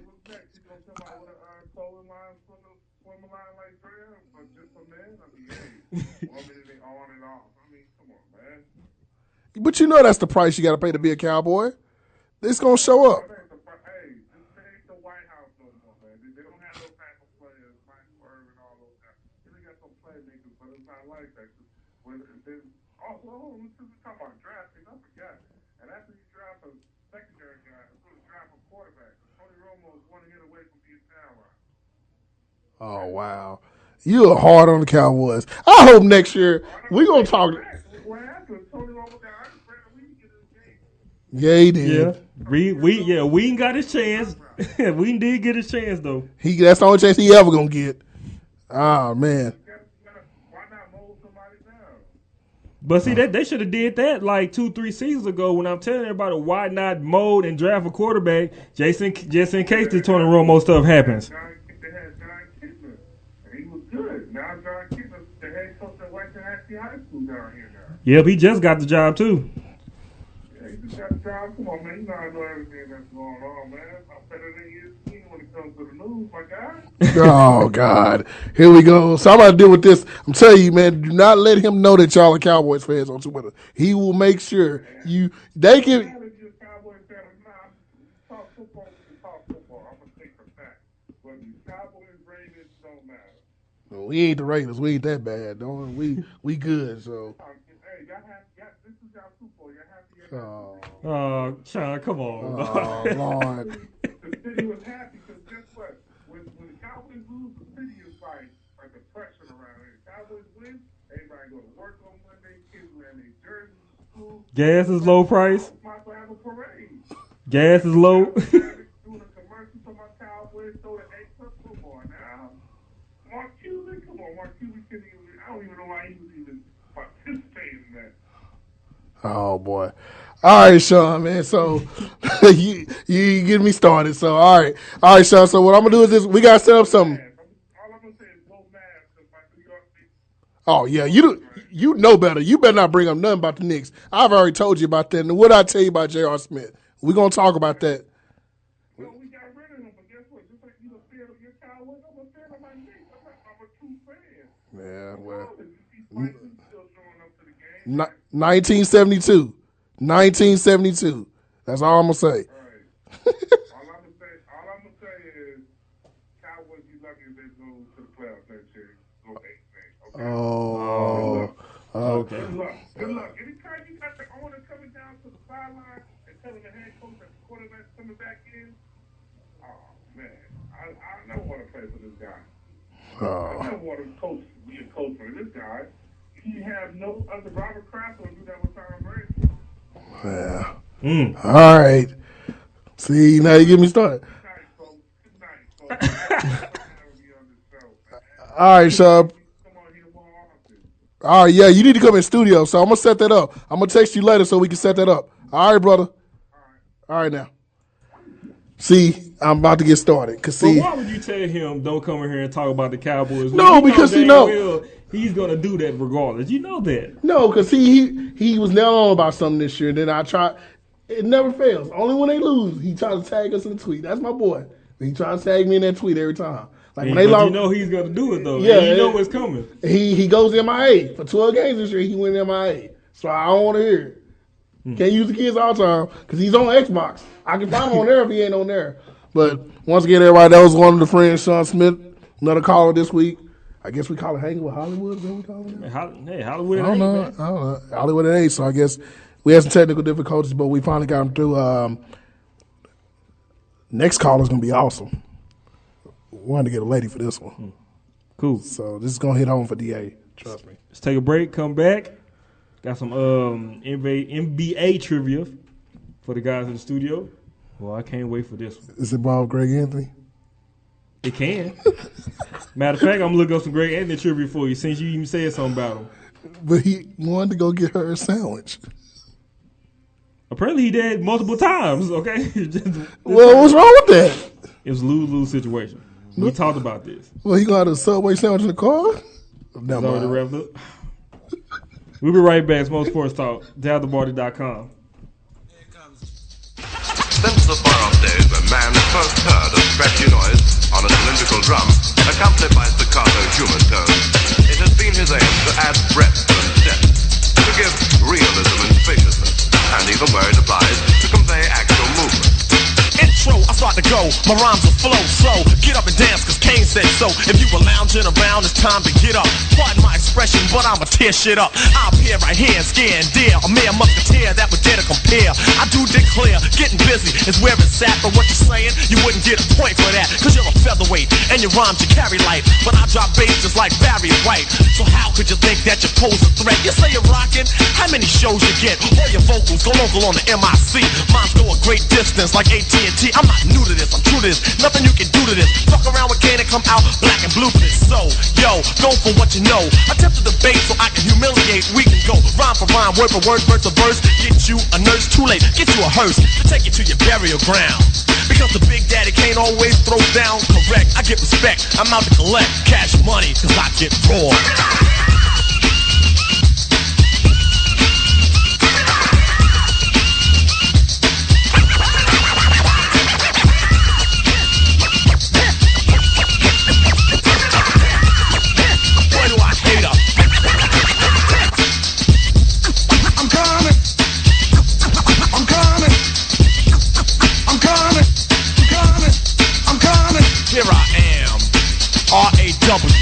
terrorist, here to bring trouble to phony MCs. I move on and seize, I just conquer and stomp another rapper with ease. Cause I'm at my apex and others are below. Nothing but a milliliter, I'm a kilo, second to none. Making MCs run, so don't try to step to me, cause I ain't the one. I believe rappers just like Tylenol, and they know it. So I don't see why you all try to front, perpetrating a stunt when you know that I smoke you up like a blunt. I'm genuine like Gucci, raw like sushi. The stage of rage is what rap did to me, to make me wanna create chaos and mayhem. Cold rock a party until the 8 a.m. I'll make a muscle, grab the mic and hustle. While you stand dazed and amazed, I'll bust a little rhyme with authority, superiority, and captivate the whole crowd's majority. The rhymes I use definitely amuse, better than Dynasty or Hill Street Blues. I'm sure to score and draw for more without a flaw, cause I get raw.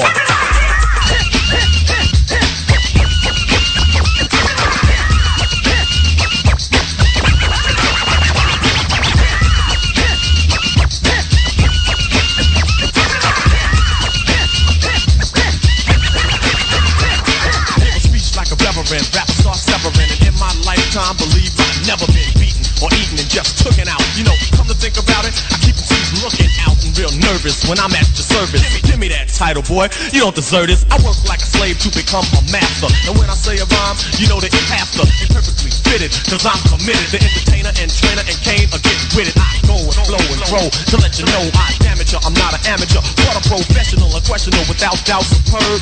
So full of action, my name should be a verb. My voice will float on every note. When I clear my throat, that's all she wrote. The minute that the cane starts to go on, believe it's gonna be smooth sailing, so on. As I put other rappers out of their misery, get them in a battle and make them more history. Ruling and schooling, and see that I'm drooling. Watch them all take a fall as I sit there cooling on my throne with the bronze microphone. God bless the child that can hold his own, cause I can roar.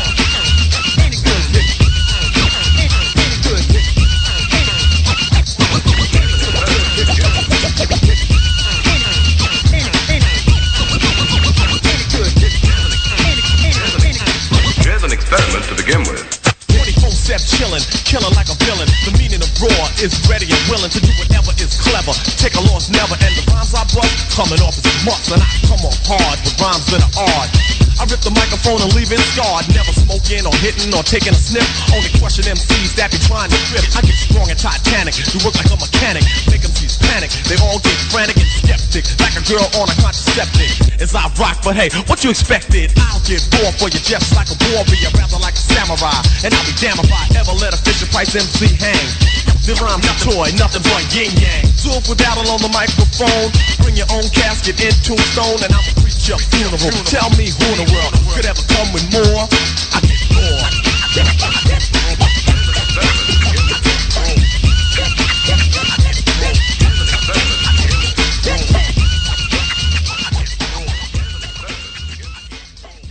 This is former NBA player Tracy Murray, Baller Street Ball coach, used to be producer, but in front of the mic as a broadcaster. You're listening to Mo Sports Talk. Down. That's it. Dipping on some scissors. Dipping on some dipping on some scissors. Dipping on some dipping on some scissors. Dipping on some dipping on some scissors. Dipping on some Chocolate Daddy. That is a price you have to pay. $50 million. Okay. Is that an ultimate prop bet going wrong for most sports talk? No. It could be. That would take us over the top. Yeah, that would put us on a different level. Yep. You have to make out with her. That's like torture. You better have a bet. Yeah, I just let you know right now. We better not ever get no options where I have to make a bet and I end up coming out right on it. Oh boy, that's terrible. Big hands. Yeah. She has lost weight though, but that still doesn't make it any better. You know what? There are some pretty ladies on that show though. I like the one. Though. Yeah. I wouldn't tell it in her face though, boy. Most sports talks in the building. Got some NBA trivia for you guys. Craig Anthony. He's not trivia-esque right now. What do you mean? No, he is so trivia. He is trivia right now. What are you talking about, B-Bro? What does he say at the soiree? Nah, he can't say. He may not. I'm sorry. Do you not? You don't think the access doesn't increase? He's got the access. No. Right. Yeah, he has to leave at a certain time now. No, he won't. Because he's on house arrest. Listen. We will be calling in. We will be calling in our greatest favors for the great. Maybe on the cover though. Does he get to speak? Free sandwiches? Yes. What are you talking about? Listen, Greg Anthony embodies all the Gumble traits. Black, lefty, Republican. This is full access. If he needs a hideaway spot, holla at your man, okay? That's that. Until we found out more details about Until this. we found out more details. Okay. If we had like an Eddie Murphy situation, then we might have to talk, okay? Just giving her a ride home? He wasn't giving her a ride home. He was giving her a ride, all right. No, say it. Probably a lot of them. All right. There's 4 players that have 2,000 plus 3-pointers made in NBA history. Okay. Can you name the 4? 4. Reggie? 4. Cheryl? Let's go, Cheryl. Okay, Reggie. Yeah, Cheryl is 1. Ray? Jesus? Yeah. That's 2. There's 2 more. Kurt? And they both are actively playing right now. I was going to say Kid. Paul Pierce? That's 1. He just have exactly 2,000. Yeah, 1 more. He's an old guy. Ain't Kyle Korver. No, it's not Kyle Korver at all. Come on. Nash? No. I was about to say they don't consider. He is a former Mav though. Well, former. Shaun Marion? No. Jason Terry? Yes. Eugene? Yeah. 2023. I was getting around to Houston. Very good. All right. Now, that was a little teaser. I bet you Greg Anthony said the same Now, thing. this is the Greg Anthony right here. Oh, God. We got to have a Greg Anthony segment. There are 3 starting point guards in the league right now that have won NBA titles. Can you name the 3? Parker. That's 1. George Hill? No. He didn't win one? Not with the he won on the Spurs. He won with Spurs then. Oh, Rondo? That's 2. There's 1 more. I don't want to give out this hint because y'all will instantly get it. Don't. He's in the Eastern Conference. Oh, Chalmers? Yes. Yes. Super Mario. I'm about to say, him and Wade yell at him point all guard? the time. Huh? Your point guard? Yeah. Super Mario? Super Mario. Okay. Not Mario. Mario. How many brothers go by Mario? Mario, come on. All right. Part 2 of this trivia is name the non-starting point guards in the NBA with an NBA title. There are 6 of them. Chuck Norris, which they call him Norris Cole. That's 1. Hold on. Question again? List of non-starting point guards in the NBA with a NBA title. I already said Chuck Norris. Well, I call him Chuck Norris. Norris Cole. I already named 1, Norris Cole. Terry? Yes, that's 1. They consider him okay. Ooh. See? That's 2. Matter of fact, that was an extra one. Good job, Dave. Steve Blake? No, he ain't got no title. No title. And Farmar before he got cut. Yeah. He's still with the Clips. No, he got cut. He got cut. Oh, also, it was another person on the list, Shannon Brown, but he got cut by the Heat. To add Mr. Triple Double. You said it's guards or point guards? Point guards. Man. You named 2 already, Norris Cole and Jason Terry. You want me to name the teams? No, because that'd make it too easy for me. Andre Miller ain't got no championship, so he don't count. Nash ain't got one. Nope. He's not active. Nah. Active point guards. Active point guards. On the bench? On the bench. Man, like I almost said Derek Fisher for some reason. See, I was okay. Not that bench. Not that bench. Cause boy, don't all the Spurs backups count that? Corey Joseph and Patty Mills? Yeah. Those 2 right there, right? That's Patty Mills, Patty Mills and Corey Joseph. That's 2. Yeah, I can't believe George Hill ain't got no ring. Oh, you gotta go. We gotta go back. You got Barea 2 count? more. Oh, JJ Barea. Barea? That's 1. Okay. You got 1 more. 1 more. It's a Maverick. It's a Maverick? No, it's not. It's not a Maverick. Miami Heat had a point guard. Who was a guard on one of them Celtic or Laker teams? He ain't in the league no more. None of them in the league? Gosh, Jordan Farmer, why couldn't you get cut tomorrow? I don't want to say the team either because y'all will get it then. Y'all go ahead. Want to give it another try? What's the team? That he won the title on? Or the team that he plays for now? Team he plays for now. The Grizz. Bano don't have a championship, do he? Yes, he does. Spurs? Yeah. Bano's on the Last Spurs? year? Yes, he was on the squad. Okay. Being a Hoosiers. Oh, right. Bano? Oh, wow, Bano does have a championship. Yes, he does. Jesus. Yes, he does. Great job, y'all. That was great. That 3-point court. See, man, you gotta watch these 3-point shooters, man, because this dude's out there that got 2,000 threes you don't know about. You're like, what?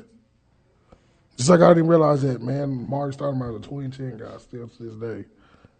Talking about his career averages? Yeah, 2010. It ain't slipped down yet? Nah, you gotta realize, man, he was at that point. Wasn't he DA like 25, 15? Who was? Amari. At one point in time, 23, 28. He was averaging a lot of points. He's 2010. Are we done with trivia? Yes, we are done. That's it? We're done? Yeah. Cool. So I guess when we get back, we got to give it to DA. We got to toss. I got a question for you for basketball, though. Yes, we have basketball questions and we have fight questions. I'm telling y'all, Alexander Gustafsson stay in a dark room for at least 48. I wonder if they drop him down Hold on, hours. real quick before we go to break, before we turn over to Dave. I didn't want to say real quick, watch the Royal Rumble last night. Oh, no. End the show with that. Okay. You can end the show with that. Yes, we'll give you please, 10 minutes of that, buddy. It don't even have to be 10 minutes. You better have 10 minutes on it. Oh, I got enough material. Fantastic. But it only has to be 10 minutes. All right, let's see. Amari was a 25-8 guy as recently as 2010, 2011 with the Knicks. Shot 50% on 19 shots per game. He was good. Gave you 2.6 assists, almost 2 blocks a game. Also gave you 3 turnovers. His career average is 2010, right? Yes, no, 20 and 8. That's good. He's never averaged double-digit rebounds. His closest effort was 9.6 rebounds for the 2006-2007 Phoenix Suns. That's when he was a center. Is he okay? I know it sounds stupid. Go to break. Ask it when we come back. Okay. Mo Sports Talk on the afterparty.com.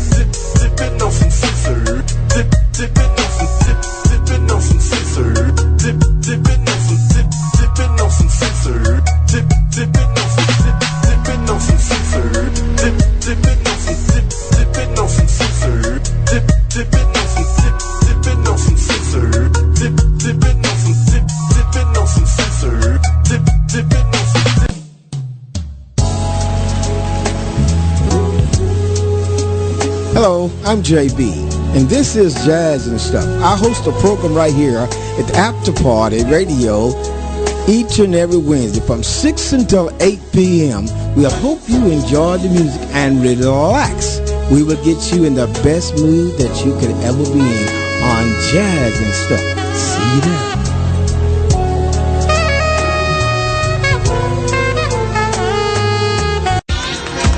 Get inspired, get educated, get motivated, be the change. With Mr. Community, Antoine Wiley, with his new show, In the Community. Featuring the Community Spotlight, the Bulletin Board, the Hour of Power, and the Inspirational Moment. Tune in 10 a.m. to noon time, Tuesdays. On THAAfterparty.com. Well, hello, ladies. This is Shaun Callie, and I am so excited to invite you to the I'm a Woman on Fire every Friday from 8 to 10, theafterparty.com, and we are on the A side. This girl is on fire.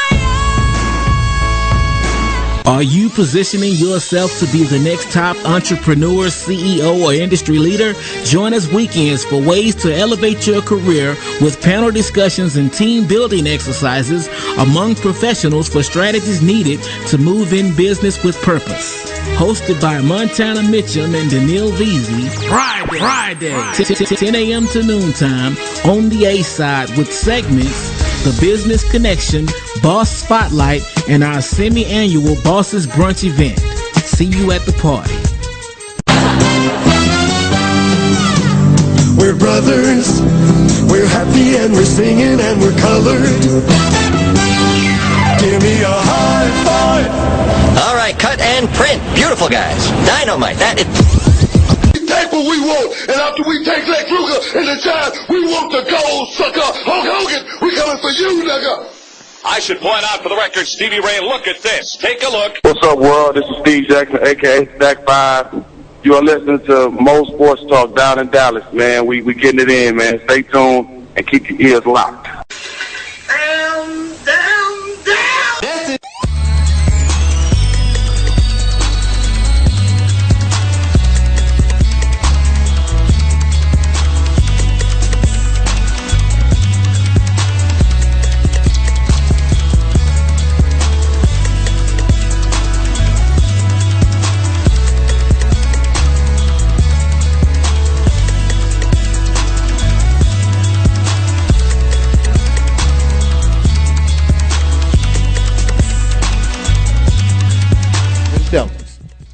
Bring it up.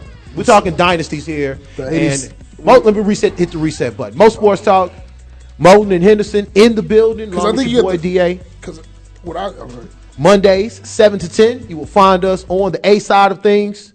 Across the hall on the B side, you will find the Benet Embry Experience every Monday from 8 to 10 on the B side. So check him out. My lovely, lovely work bae. Checking on her favorite dude of all time. Looking real professional tonight. Angry as usual. LAK, where you at, son? Come on, D. How you like me now? The question that came up was dynasty. Just a quick, in between break conversation, and I was just wondering, what would constitute a dynasty? And I'll bring up a couple examples. We brought up the Spurs run from '98 till present, which includes 5 NBA titles. 6 appearances. We had a Laker situation from 2000 to 2010, 5 titles, 2 other NBA final appearances. We asked about the San Francisco baseball Giants, boys and girls, in terms of a dynasty, 3 World Series titles in 5 years. The other 2 years, they did not even make the playoffs. So, talk to me. I think it's an era thing, man, because, look at the 60s. Okay. Basketball. Celtics. I mean, you may have had a few run with Golden State and a couple of those teams that were there. And then you get in the 70s, UCLA basketball. Or the 60s. UCLA basketball. The 60s and the 70s. Yeah, they ran that. They ran the show. I mean, and then in football, how can you, my question is Can a losing team be a dynasty? No. Consistent losing team? 'Cause You like gotta Buffalo win. Bills. No, you have to win. So you got to win Because you got to win at least what 2 out of 3. How many teams have actually had 4 Super Bowl appearances in a row? But that don't make you a dynasty if you don't win none of them. If See- they would have won at least one, then maybe they'll be started to consider a dynasty. But So that's why I don't think one. San Antonio, because like it took 15 years to win, or 16 years to win 5 titles. I mean, that's extraordinary in the sport, but that's not that's like 1 year you win and you die off for 3 years. So and- what's the best example of a dynasty, in like, your opinion? I think like the Bulls of the 90s. Like when you look at the 90s basketball. So like, 6 and 8. Yeah, because you take the asterisks, right, in account. Well, there was no Jordan, so they didn't win. Jordan comes back, it's all back to normal again, right? I mean, like in the 80s, there was 2 dynasties. You had the Celtics and Lakers. You had the 76ers ring one in. How do the Celtics qualify? They won 3. They also lost. They also had they probably got the most known record known to man. The home record. Yeah, the home from record. 86. Yeah, like that's extraordinary. And then you look at the core players. Like you knew, like that's the tough thing about today with sports. Like you had Kobe and Shaq for the 3, right? Then you come back with Kobe Gasol. In the 80s, you always had, Parrish, McHale, Bird. But you had the Magic. same coaches. In Lakers' case, you had Phil and Kobe. Yeah. I just wonder what a dynasty Is the Cowboys the dynasty? Man, you know what? In football terms, I'm gonna say yes. Because they have the 3. You win 3. They have the you big get 3. You get to two NFC championship, 2 additional NFC championship games. Yeah. Look, who's repeating that? Look, Shaw made an interesting argument that a Super Bowl win for the Patriots makes Belichick's Patriots 4-2 in Super Bowls, and that there is better than Chuck Noll's 4-0, or even Bill Walsh's 3-0. Because you get there 6 and win 4, man, that ain't bad. I think you also have to take into account the losses. I do. You know what I'm saying? I do think that I agree with Simmons when he says that the Giants, that was a run. I don't think that's a dynasty because the other 2 years you didn't even make the playoffs. So what about the Yankees? Which Yankees? 90s? 90s, 2000. From 96 to what? 09? Just say Joe Torre. Okay, so 96 to 03. Well, no, I'm going to say, okay, so before my man got there. Yeah, Jordan. I guess that's a dynasty. Because they always had the formatted player with Jeter. I mean, how many World Series did they lose? 2. They lost to the Marlins and the Diamondbacks. And they lost to the Diamondbacks. They won 4. So you have 6 World Series. Let's look at the math. You have 6 World Series appearances from 03, from 96 to 03. Okay? You win 4. Look, if you win 6 of 7 World Series, you win 4 of them. To me, that's a dynasty. That's a dynasty. Okay? Not 3? At least 3? Well, okay, but see, listen, if the Giants make it to the league championship series those 2 years and lose, then I think they may be a dynasty. Because if you said 3, then the Florida Marlins only need 1 more. If like say for example the 06 up until now Cardinals may thrown another World Series in there and they have 3 along with some league championship losses, I think that's a nice dynasty. But I do think that points should be taken off for the baseball Giants because they didn't even make the playoffs in 2 of those. Look, you're going to hear this about Seattle if they win Sunday, okay? Because they went back-to-back Super Bowls. They were the first team since 05 to return to the playoffs and as a Super Bowl winner, return to the playoffs and win a playoff game. I don't think they're a dynasty. I'd like another Super Bowl win and maybe a couple of appearances. So Bleacher Report actually has a top 10 all-time sports dynasties. And the number 10 team was the New York Islanders from 1979 to 1982.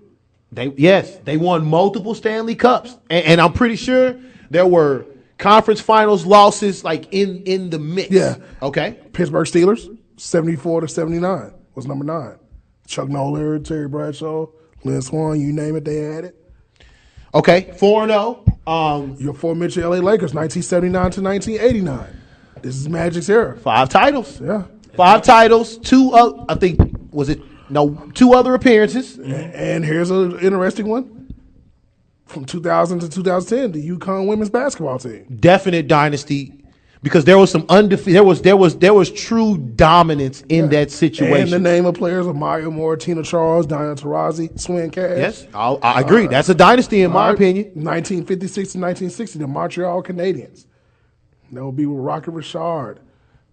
They got 10 Hall of Famers in that 4-year span in hockey. All right, of course, the 4 minute Chicago Bulls, 1991-98. Definitely. You go 75%. Here's a big one. This team won over a 16-year span. They won 10 World Series titles from 1947 to 1962. The Yankees. Yes. Dynasty. No question. That's 40% of your total titles. And I'm sure there are some. See, I think that part of the deal is you at least need to make it to the next to the last round or at least the final round during your run. And this team was a surpriser at number 3 from 1982 to year 2000. North Carolina women's soccer team. Definitely. 625 and 28. Too bad it was kind of undone by some misdeeds by the coach. Yeah, and endurance. All right, number 2, the Boston Celtics, 1957 and 1969. This will be with Red Auerbach, of course. They won 8 titles. 8 titles. John Havlicek, Cousy, Russell, you name it. I can't disagree with that. All right, and number 1, we already talked about them with Lou Alcindor, Bill Walton, those guys. UCLA, 1964 to 1975. 10 titles in a 12-year span. Hey, man, when you win 88 in a row, let me tell you one more. Let me try this one more again. 88 in a row. That'll never happen again. Okay? I don't think it happened in the men's. I think, it may not happen in women with the. I don't think so either. Yeah, because you got to. That's tough. Like, see, that's my problem. See, that's my thing because you got teams that never won anything, but like every year they're right there. Because you can look at all those Atlanta Braves teams. Like, man, with those. Listen, how many? Okay, let me ask you this. So if you want to talk about that, they got Maddox in 89 or 90. Yeah, okay, they get to their first World Series in 91. Yeah. They make their last World Series appearance 97, 98. Okay. How many World Series should they have won to maybe even justify? I think if you look at the pitching, a dynasty, I would say they would have won about 3 or 4 with the pitching staff that they had. The players that came in, you got 3 Hall of Famers as pitchers: Tom Glavine, Maddox, and Smoltz. Okay, but how many World Series would they have had to win in that span of time? They won 1. I think they lost 3. in what? 91. They lost in 92. Won in 95. Lost in 96. I mean, Cleveland lost again to the Braves, I think. To the Yanks, I think. Yeah, so they've got some losses. I wonder if they break even. Do they want to? Are they considered a dynasty? Yeah, and then Cleveland Indians as well. Good stuff, man. All right, let's take a quick break. Let's get to the NBA news. We'll end the show with some fighting news. UFC from the weekend and the Royal Rumble. BMO is going to go all Skip Bayless on us. Preach to the folks. Mo Sports Talk on the afterparty.com.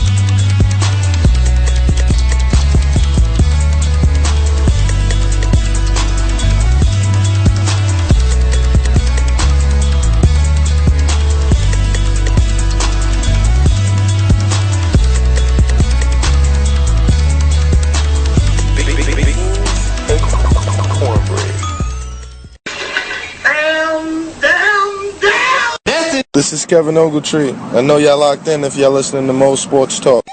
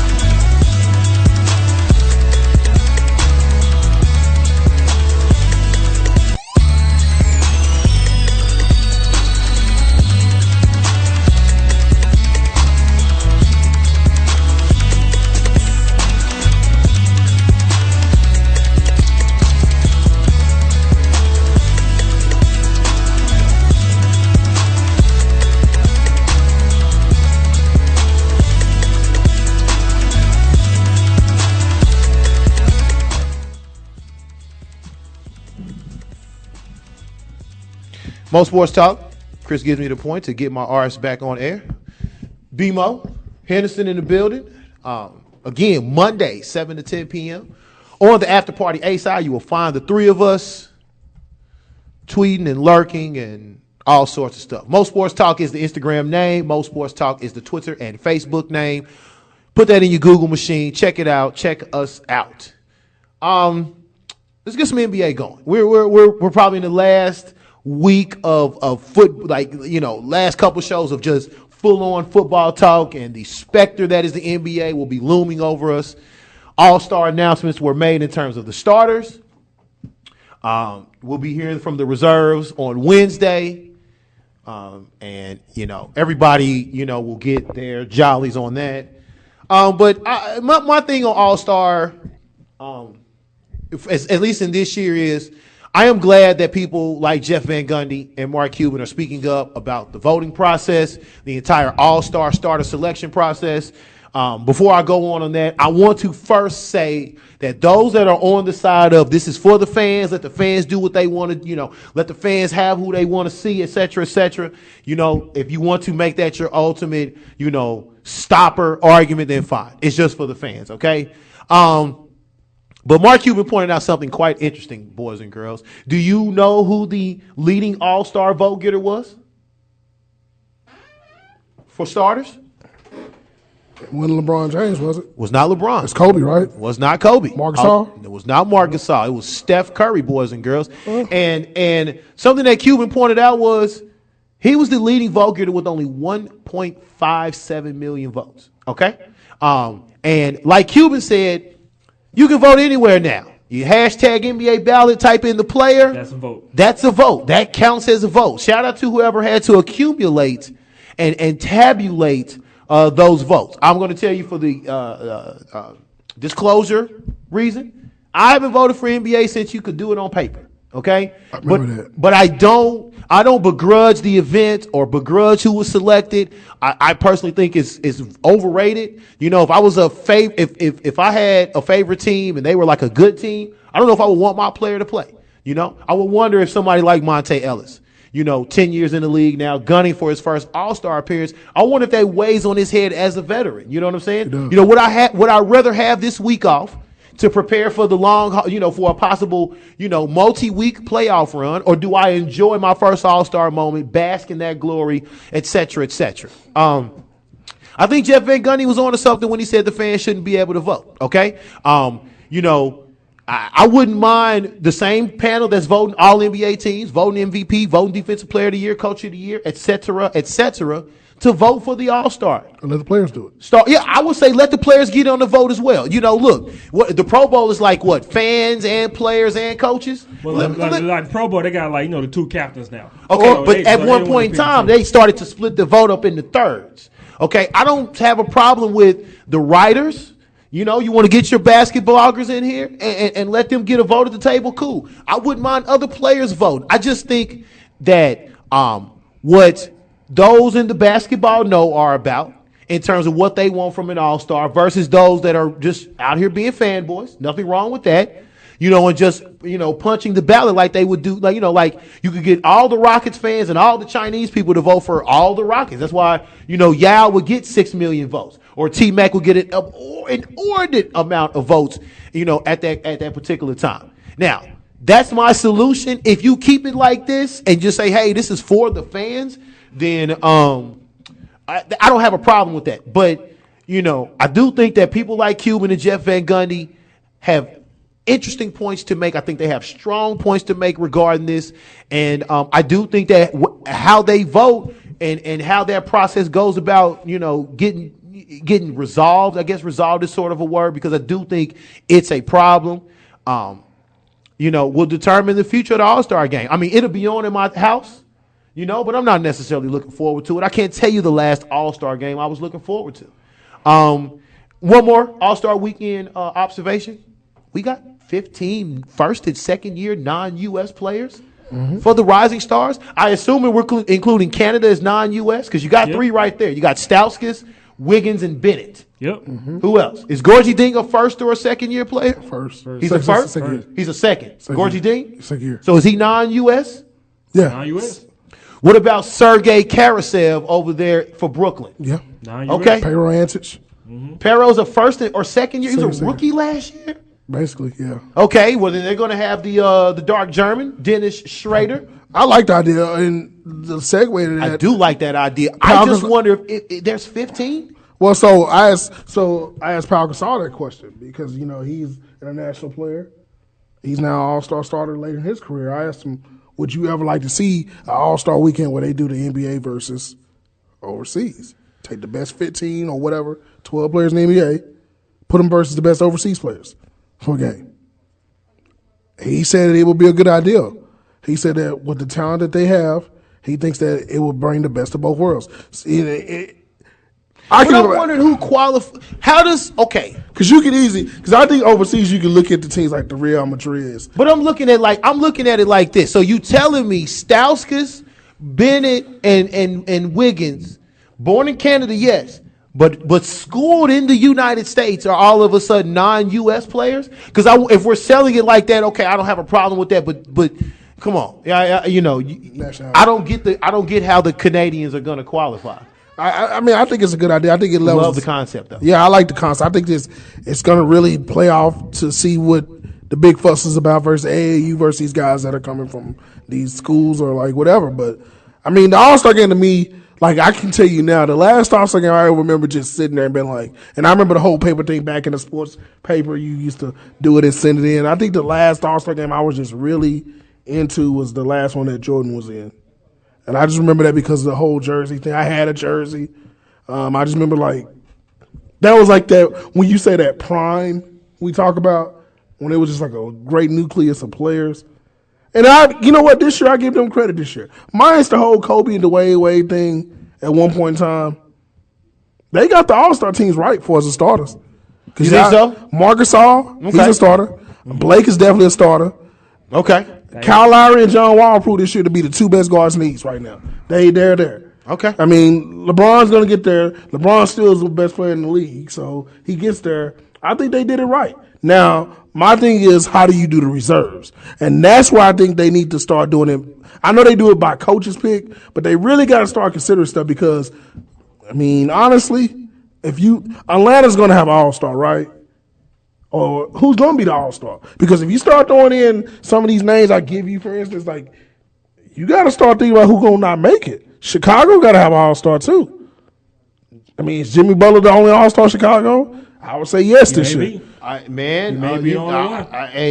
Gasol rejuvenation is not going ignored on Planet DA. Yeah, okay? so yeah. I mean, Gasol, he's definitely the starter. He deserves to be. He may be a candidate for MVP. So would you say expand the rosters? I say do it to 15 because to me, you're gonna run a situation like this year. A team like Dallas, Portland is in a bad situation right now too. Now that LaMarcus, I don't see LaMarcus playing in the All-Star game. Why would he turn it down an opportunity to show up? He'll show up. I don't think he's gonna play. I think he's gonna take a roster spot. I don't know if that's right or not, but if he's an All-Star, if I'm Terry Stotts, there's no way he plays. And we have to have a talk about that because I think that if you look at the Mavericks, who's the Mavericks All-Star? Monte. But he's not gonna make it probably because Why guess not? what? Klay Thompson, James Harden. Okay. You gotta have a certain amount of guards. And then you run into a situation in Houston, Dwight's not going to make the All-Star team probably. Or for something like that. Who's your backup centers then? Right. It's gonna Rudy Gobert? He probably not going to be DeMarcus Cousins. So it wouldn't take one more? I think they give Boogie the wait one more year treatment. I think so too. But with the All-Stars, the only one I don't see like the fan vote and stuff. I think they should do it for the main person. Whoever has top 2 votes as fan votes, they're automatic All-Stars. I don't want to do votes anymore. The reason why is you have Melo and you have Kobe as All-Star starters. That's the only reason. And I do agree with Van Gundy and Cuban. Let's take out the All-Star voting. But if it's being sold as a deal for the fans, yeah, it's a fan. You can't. There's no verification. So to me, baseball has it to where whoever wins, they make it a competitive game. I know it's stupid, but baseball makes it to where whoever wins gets the home field. I don't like that either. I don't like it, but I think in order to make it more appealing. But I think the viewing ratings are up. I think the voting part is messed up. I won't be watching it intently and live tweeting it like some of my brethren does, but I won't not watch it. It'll be on. So I won't be highly paid attention. If I got a first steal meal box, then it's going to say, hey, this particular household was watching the All-Star game, even if they weren't watching the All-Star game. I do have a suggestion though that I did ask the people on the group page. Why not let the coaches that selected pick the roster? Conflict of interest. Yeah, I think the writers should. I think you should not. The same writers that vote All NBA, that votes Defensive Player of the Year. I think those guys should. Because there's no way you can sell. Hell, Chris should get a vote. He's watched several games this year in person. I'm just saying, people like that's there daily. Like the issue with the Baseball Hall of Fame vote. We got people that's voted for the Hall of Fame that ain't been to a baseball park in 10 years. You know what I'm saying? So I think you should get some of these writers. I think, you know what I'm saying? Listen, with all due respect to some of these people, some of y'all just voted for these folks because you like their shoes or you like the uniform or this is just a cool name that I recognize. And to me, I think an issue with us is this. Maybe it's not because it's the golden era of what we watch back. Because I'll give you honest, like when we watched the All-Star games, maybe I could date back a little bit further. It might have been I think it might have been easier than to identify the All-Star. Because when I can say this, maybe your last watching experience may have been Magic in 91, 92. No, I think the last memorable one was probably Kobe. Yeah, Magic's in 92. Or Jordan, Kobe. The Jordan, Kobe one, only because Jordan explicitly told Kobe, I ain't with that one-on-one ish tonight. The one in Texas, you know what I'm saying? Strictly for geographical purposes. Yeah. I was interested in that. But I also think it's just the times of the players. Because I think we all had a peak. I'm gonna tell you what I think it is. How many NBA games did we see yesterday? 3? Yeah. How many games on NBA TV tonight? 1? We got now they done went doubleheader on fan night, doubleheader on Wednesday, doubleheader on Thursday, doubleheader on Friday. You probably got a Saturday night NBA TV game, and you're probably gonna have a Sunday game. But they make it a street ball game. We see. Listen, now you're talking to me. Why not just turn it all into a rising? I don't think you take away the game because I think there's enough clamor and enough viewing for the game to where you don't take it away. Make captains. Look, I agree. I say turn it into a 3-on-3 tournament. Okay, you round up everybody. You vote everybody in, and then you take, you know how y'all do when y'all say, hey, pick this A player, B squad, C, D squad. Yeah. I think you divide it up into that, turn it to a 3-on-3 tournament. I think the issue is same thing you do with the Pro Bowl. I don't think it's the game that's the issue. I don't think it is either. I think it's the events that lead up to the game. See, I actually personally, for me, Saturday night has now become more interesting than Sunday night, only because now I'm looking forward to seeing what they're doing to improve that. To me, the game is the game. Y'all know what the game's going to be. One side going to jump out to a big lead, and then you're going to see the furious comeback by the other side. It was weird last year. They were just kind of going back and forth. Not one last year, but one of these years, they were just going back and forth, and you looked up, and one side won by 5. I just think, like, the dunk contest, because, like, we haven't had that, like, to me, our generation, the last dunk contest we know is the guy we talked about. It's the internet. But it's the internet, though. Because now we can go to YouTube and watch all your mans from Ball Up or Tracy Murray Squad or all them guys or D-League guys out here doing the fool dunking. And that's what I think that they should bring in. We said that a year ago. Bring these guys in. Like, hey, fix the dunk contest. Because to me, you don't have that guy. And also these All-Stars. You don't have, like, when Jordan them played, the guys that participated in the events that were the main players. Like, we have never seen LeBron. We haven't seen Kobe do these events. Kobe won his and was done. Look, those guys heard from Dominique and heard from Jordan about how much that takes away energy-wise, such and such and such and such. And, to me, it's very home run contest-esque. I think, that's why you getting these guys, these new guys coming in, hopefully to do something. You got Greek Freak, Zach LaVine, Oladipo, a couple of other guys.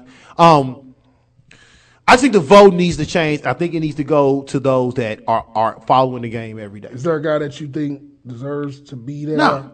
Because I don't believe in snubs, to be honest. I don't think, because I think that if you want to get rid of snubs, make it a 20-man roster if that's the case. You know what I'm saying? Yep. I just think that we can't keep thinking that the result or the helping of a process is by doing more. Okay, we're going to get into this talk in a few shows about the NFL talking about expanding the playoffs. No, why? You're not making it special. Expanding the All-Star game to 15 players on the roster is not making it special. Look, did Andy Dalton get in the game last night? Mr. 7th quarterback alternate? Yeah. See? They do nothing. Okay. Let's go across the NBA landscape real quick. Give me one thing that's caught you boys' eye. For me, I'll repeat what I saw from last night and what I said earlier today.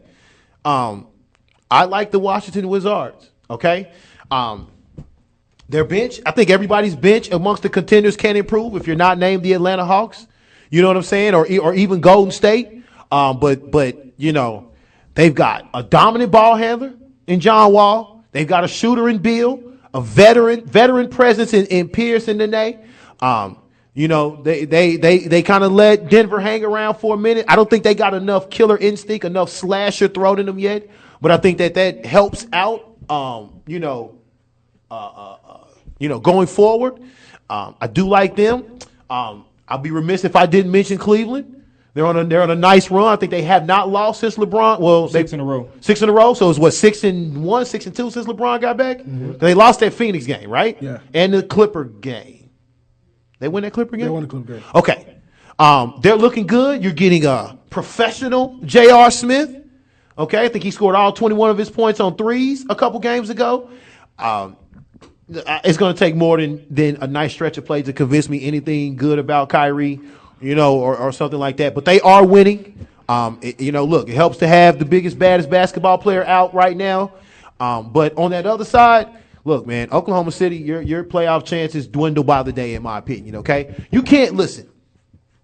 You have the nice comeback win at Washington. That was good. You can't afford to lose anymore. You're just hovering around 500. You're lurking behind Phoenix, who don't appear to be going anywhere. Okay? In terms of contending for a playoff spot. And to me, as BMO has said off the break, he'll say it on air, we'll say it everywhere. That coach is going to get saved. Okay? And because, again, yesterday was an opportunity for those guys to make another statement. And I think that's one of them games that Scott Brooks, a.k.a. Alex P. Keaton, has to win you. Come on. Give me some more, fellas. What do you like? What do you don't like? Give me a couple of NBA observations. Right now, I still my props are still going out to the Atlanta Hawks, and in their record right now. I mean, of course, I still want to see what they do after the All-Star break and what they do in the playoffs. But for right now, man, Coach Bud got these guys playing. You have two guys averaging 17 points a game. That's Jeff Teague and Paul Millsap. You got Al Horford having a great season, which I do think he should be an All-Star. Also with Jeff Teague as well. You have perimeter scoring, Dave, that me and you highly look at. Kelso. Because of these 10 years. By the way, highlighting the Kelso dunk, real racist out here, sports people. Real racist. All right. Very, very racist. Matter of fact, he's shooting 53% from the three-point line, Dave. And also, I want to give some love to Mr. DeMarais Carroll, who's averaging 11 points a game for the Hawks. Coach Bud got those guys playing. Congrats to him being selected as the Eastern Conference All-Stars coach. That is one thing that I have noticed. Also, I do want to give some love to Mr. James Harden, who's out there scoring profusely, like it's nobody business. Yeah, shout out to Harden, man. Shout out to Harden. They have some questions to ask you guys about, giving out mid-season awards. Who is your MVP? Steph Curry. Yeah, it's got to be Curry. What else?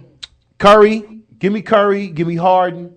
Then give me LeBron. I will not remove LeBron from any MVP race as long as he's active and dominating in the league. If he has a winning team right now, Anthony Davis. I say, Anthony Davis is a nice sleeper. Yeah, so I think, and Marcus Powell.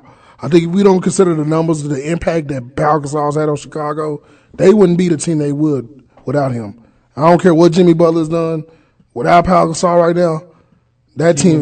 Also count the fact that Noah has been hurt too. Yeah, very. He's played, and Taj Gibson too. They've all been hurt. So Pau Gasol, man, I think he deserves a most improved as well. A comeback player. Was he out last year, DA? Who was? Pau Gasol. Did he have some injuries last year? A couple nicks here and there. All right, Rookie of the Year? Wiggins. It's a tough year because a lot of guys got hurt. Jabari would have had it, but yeah, Wiggins. Definitely. Six man? It depends on what Draymond Green ends up at the end of the season. I got Taj Gibson. That was my pick. You got Taj? Yeah. No, you know who I like? Dennis Schroeder, the kid from Atlanta. Schrader, yes sir. Yeah, Schroeder from Atlanta. Darky German. Yeah, he's played good when Joe Teague is out. I can't think of a better candidate than who BMO mentions. I'll keep thinking and see what I come up with. Lou Williams from Toronto, having a good year of basketball. Nobody said nothing about Lou Williams. Lou Williams had a really good year of basketball. Comeback player? It might be Gasol, man. It might be Gasol, man. Because there's no way, you can't. Yeah, man, it might be Gasol. Because there's nobody I can really think of that's been hurt like that just came back and did something good. All right, six man? We already did six man. Okay, we did six man. I think that's it. Or Coach of the Year. Coach of the Year. Kirk. Is it going to be him or that? So? Yeah. I got Coach Bud, man. Yeah, I think with the talent, because Kirk. He's made them better. I mean, he's made them better than we thought. Listen, if Coach Bud make it, that's good. But I just feel, I think what Kerr did was better. Good stuff. Because he had a coach that dealt with expectations. Oh, 6 man a year. I mean, Jamal Crawford's still there too, so he's still giving you 18 off the bench, which is unreal. Okay. All right, very good. Let's take a break. Hit the reset button for a couple of minutes. We will end the show with fighting. BMO has something to say about RR and not ravishing Rick Rude. Or Razor Ramon. Or Roman Reefer. Thank you. Razor Ramon, yes. Mo Sports Talk on the afterparty.com. Hey, yo.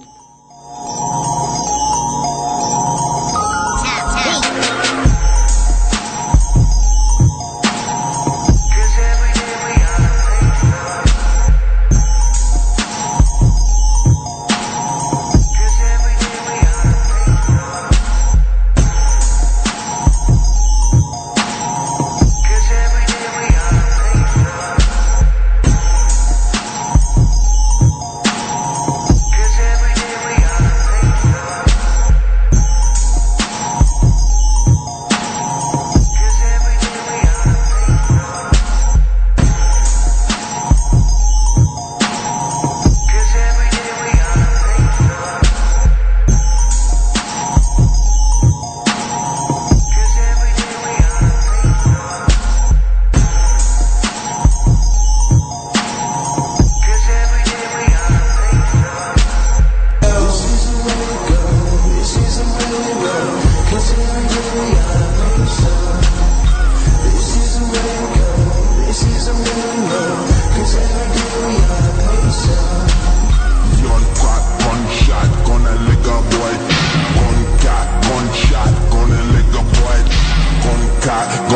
shot, gonna lick a boy.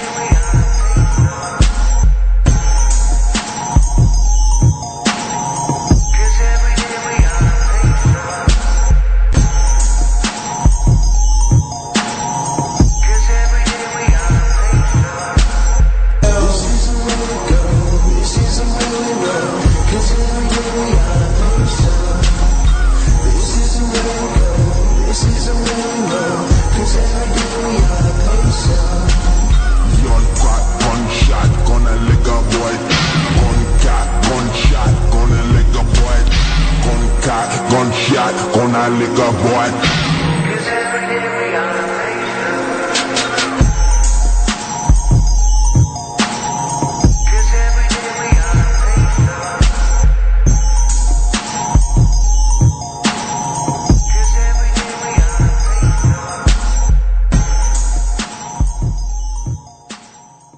This is Barry Church, and you're listening to Mo Sports Talk. That's it.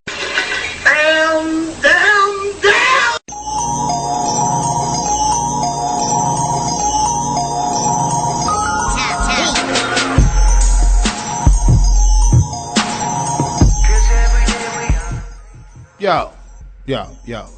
MoSportsTalk.com is the website. Mo Sports Talk is the Instagram, YouTube, all the social media pages. We don't have Snapchat because we're grown-ups. We are in the building. You will catch us again next Monday for a comprehensive Super Bowl review. Don't forget to listen to the re-air of the show. Hit us on Spreaker. Is that Spreaker, right, B-Mo? Affirmative. All right. Technical Director Moden in the building. Listen to our prop bets. Win you some cash. Share some of your earnings with the Overlord, with your man Gumble, and, of course, CSI Henderson. Sneaker Watch's own CSI Henderson. Go look at the man's work, boys and girls, and give him a round of applause, okay? Let's end the show with some fighting, okay?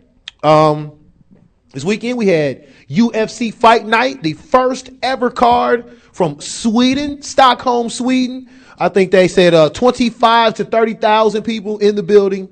Second largest crowd in UFC history for a live event, headlined by the light heavyweight, I want to say, eliminator match, so to speak. Anthony Rumble Johnson, Alexander Gustafsson, vying for an opportunity to meet John Jones at the 205 light heavyweight weight class. And it was over early, boys and girls. Anthony Johnson hits Gustafsson with a straight right. Anthony Johnson, probably the most powerful guy in UFC in terms of punches. Wobbled Gustafsson, stuck him with an uppercut, and every time after that, it was Gustafsson's face getting popped to the left, popped to the right. Johnson took his back. It was over in the first round. 5 minutes after the fight was over, Gustafsson is still shaking the cobwebs out of his head, wondering what hit him. Wasn't his night.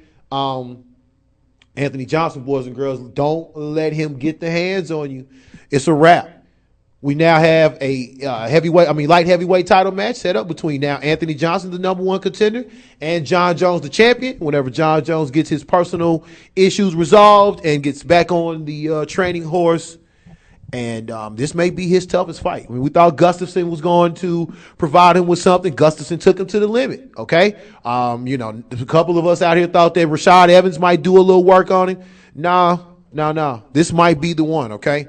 Anthony Johnson, as Joe Rogan pointed out, was cutting too much weight at 175.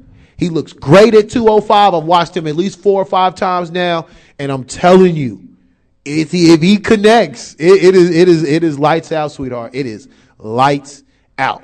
Other than that, pretty light card. I do want to note that, hey man, it's a bit hard performing in front of the home fans. Okay, All 3 Swedish fighters lost, and I think they all took knockouts. Okay, in front of the home crowd, in Stockholm. So, I applaud UFC for doing that. Anytime they have a European card, they try to feature fighters from that country to get them showcased. It was just a bad night for Swedish fighters, and they, I think one fight went the distance, and he was dominated in the second and third round. Okay, so we've got that out the way.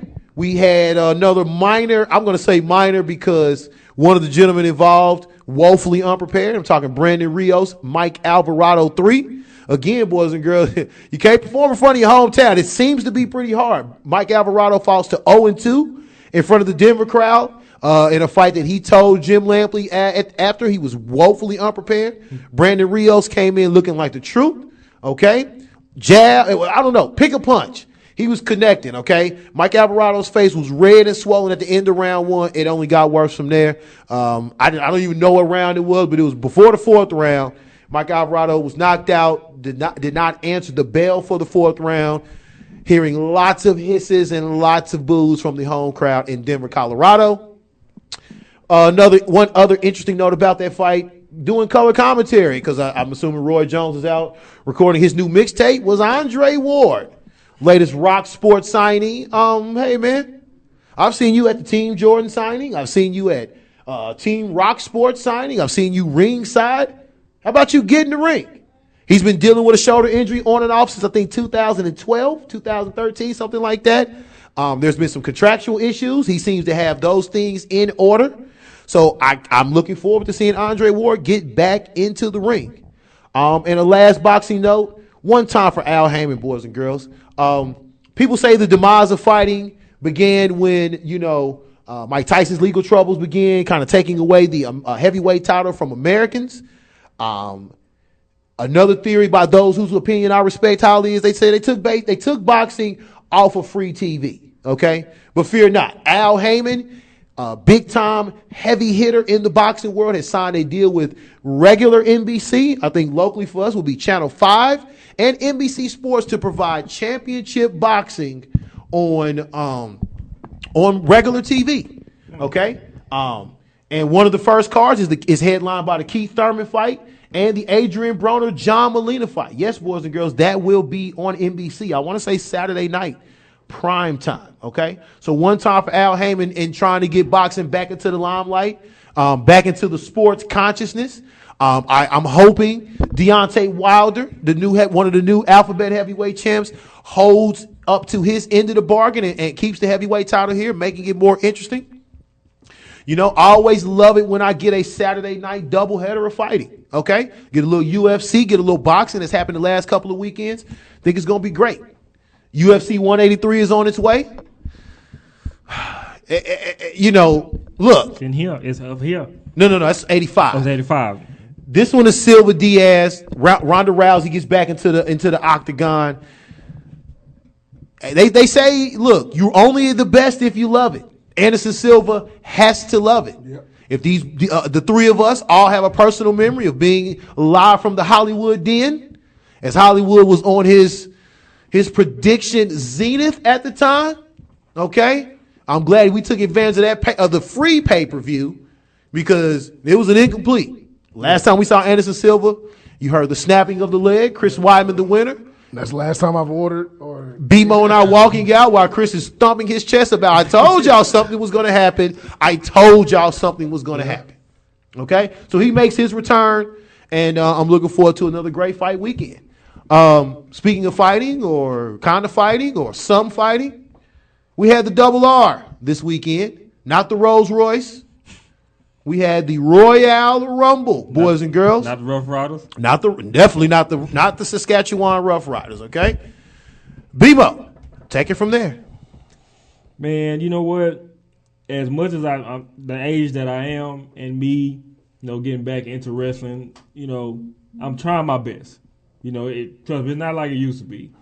Especially with like my mom, she gave me the weekly recap as she did, earlier today before I made it to the studio. Which those will be recorded very soon. Great quality work for moms.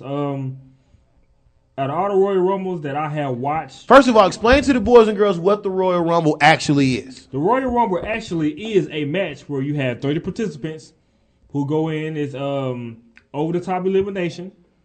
And the last man standing in the Royal Rumble match, Dave, gets a shot at the reigning champion at WrestleMania that is coming up. So pretty much WrestleMania is like the Super Bowl of all WWE matches and events. So, with this being said, by me watching all these pay-per-views and Royal Rumbles and things of that nature, how this fight card was set up and how the plot was set up, this was by far the worst that I have seen.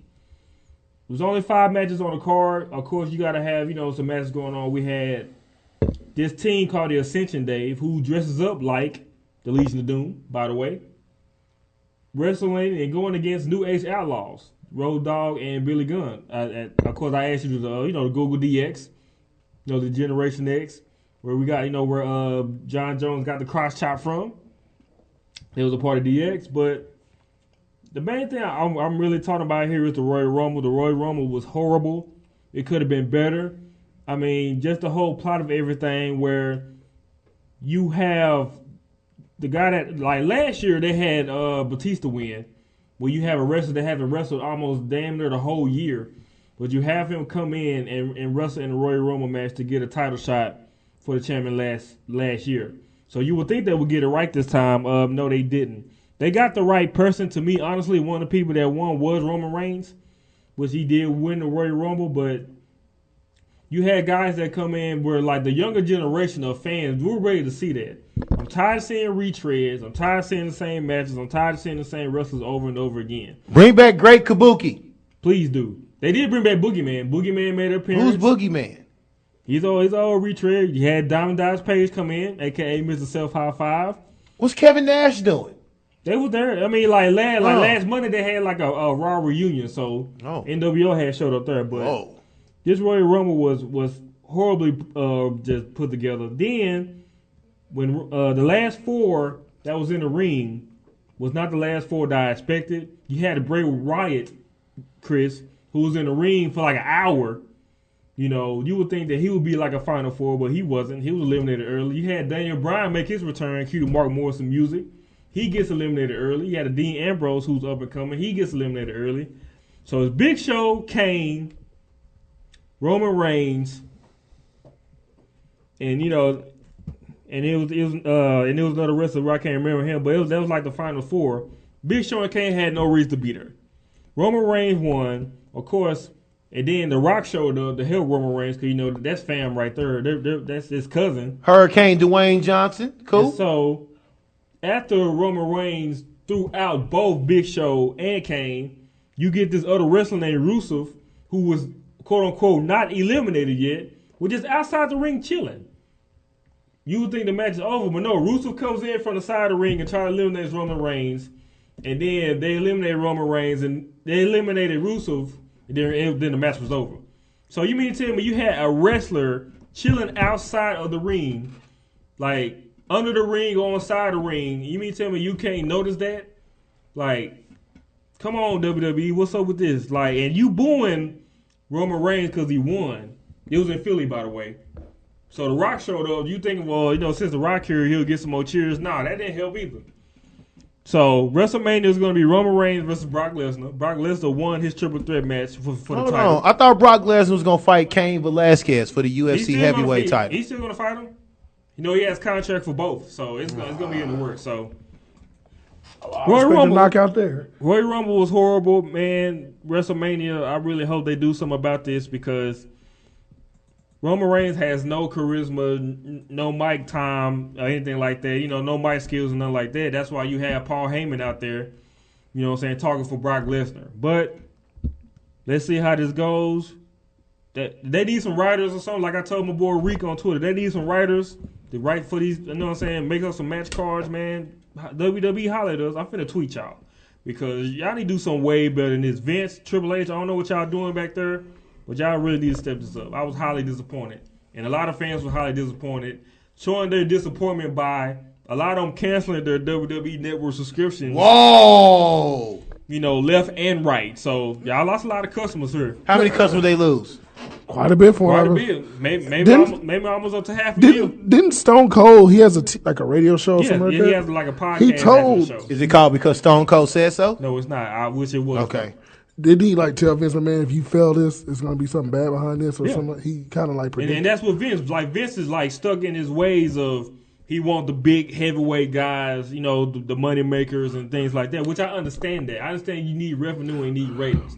But you got younger generation wrestlers that's great, that's good, that's willing to put in the work. Just the same thing like you did Randy Orton, how you build him up so quick for him to be the youngest WWE champion. Why can't you do that with these younger generation guys to get them up so quick? They're good. But you stuck in your ways. You want to keep retreading these old wrestlers, keep these old wrestlers around and things of that nature. But like me and Dave said, bring back Great Kabuki. Where's Kurt Hennig at? If you're going to do all that, just bring them back, man. Get them in there. Get them all in there to Royal Rumble. Let them all just fight and get destroyed by Brock Lesnar. Where's the celebrities at? Wasn't no celebrities.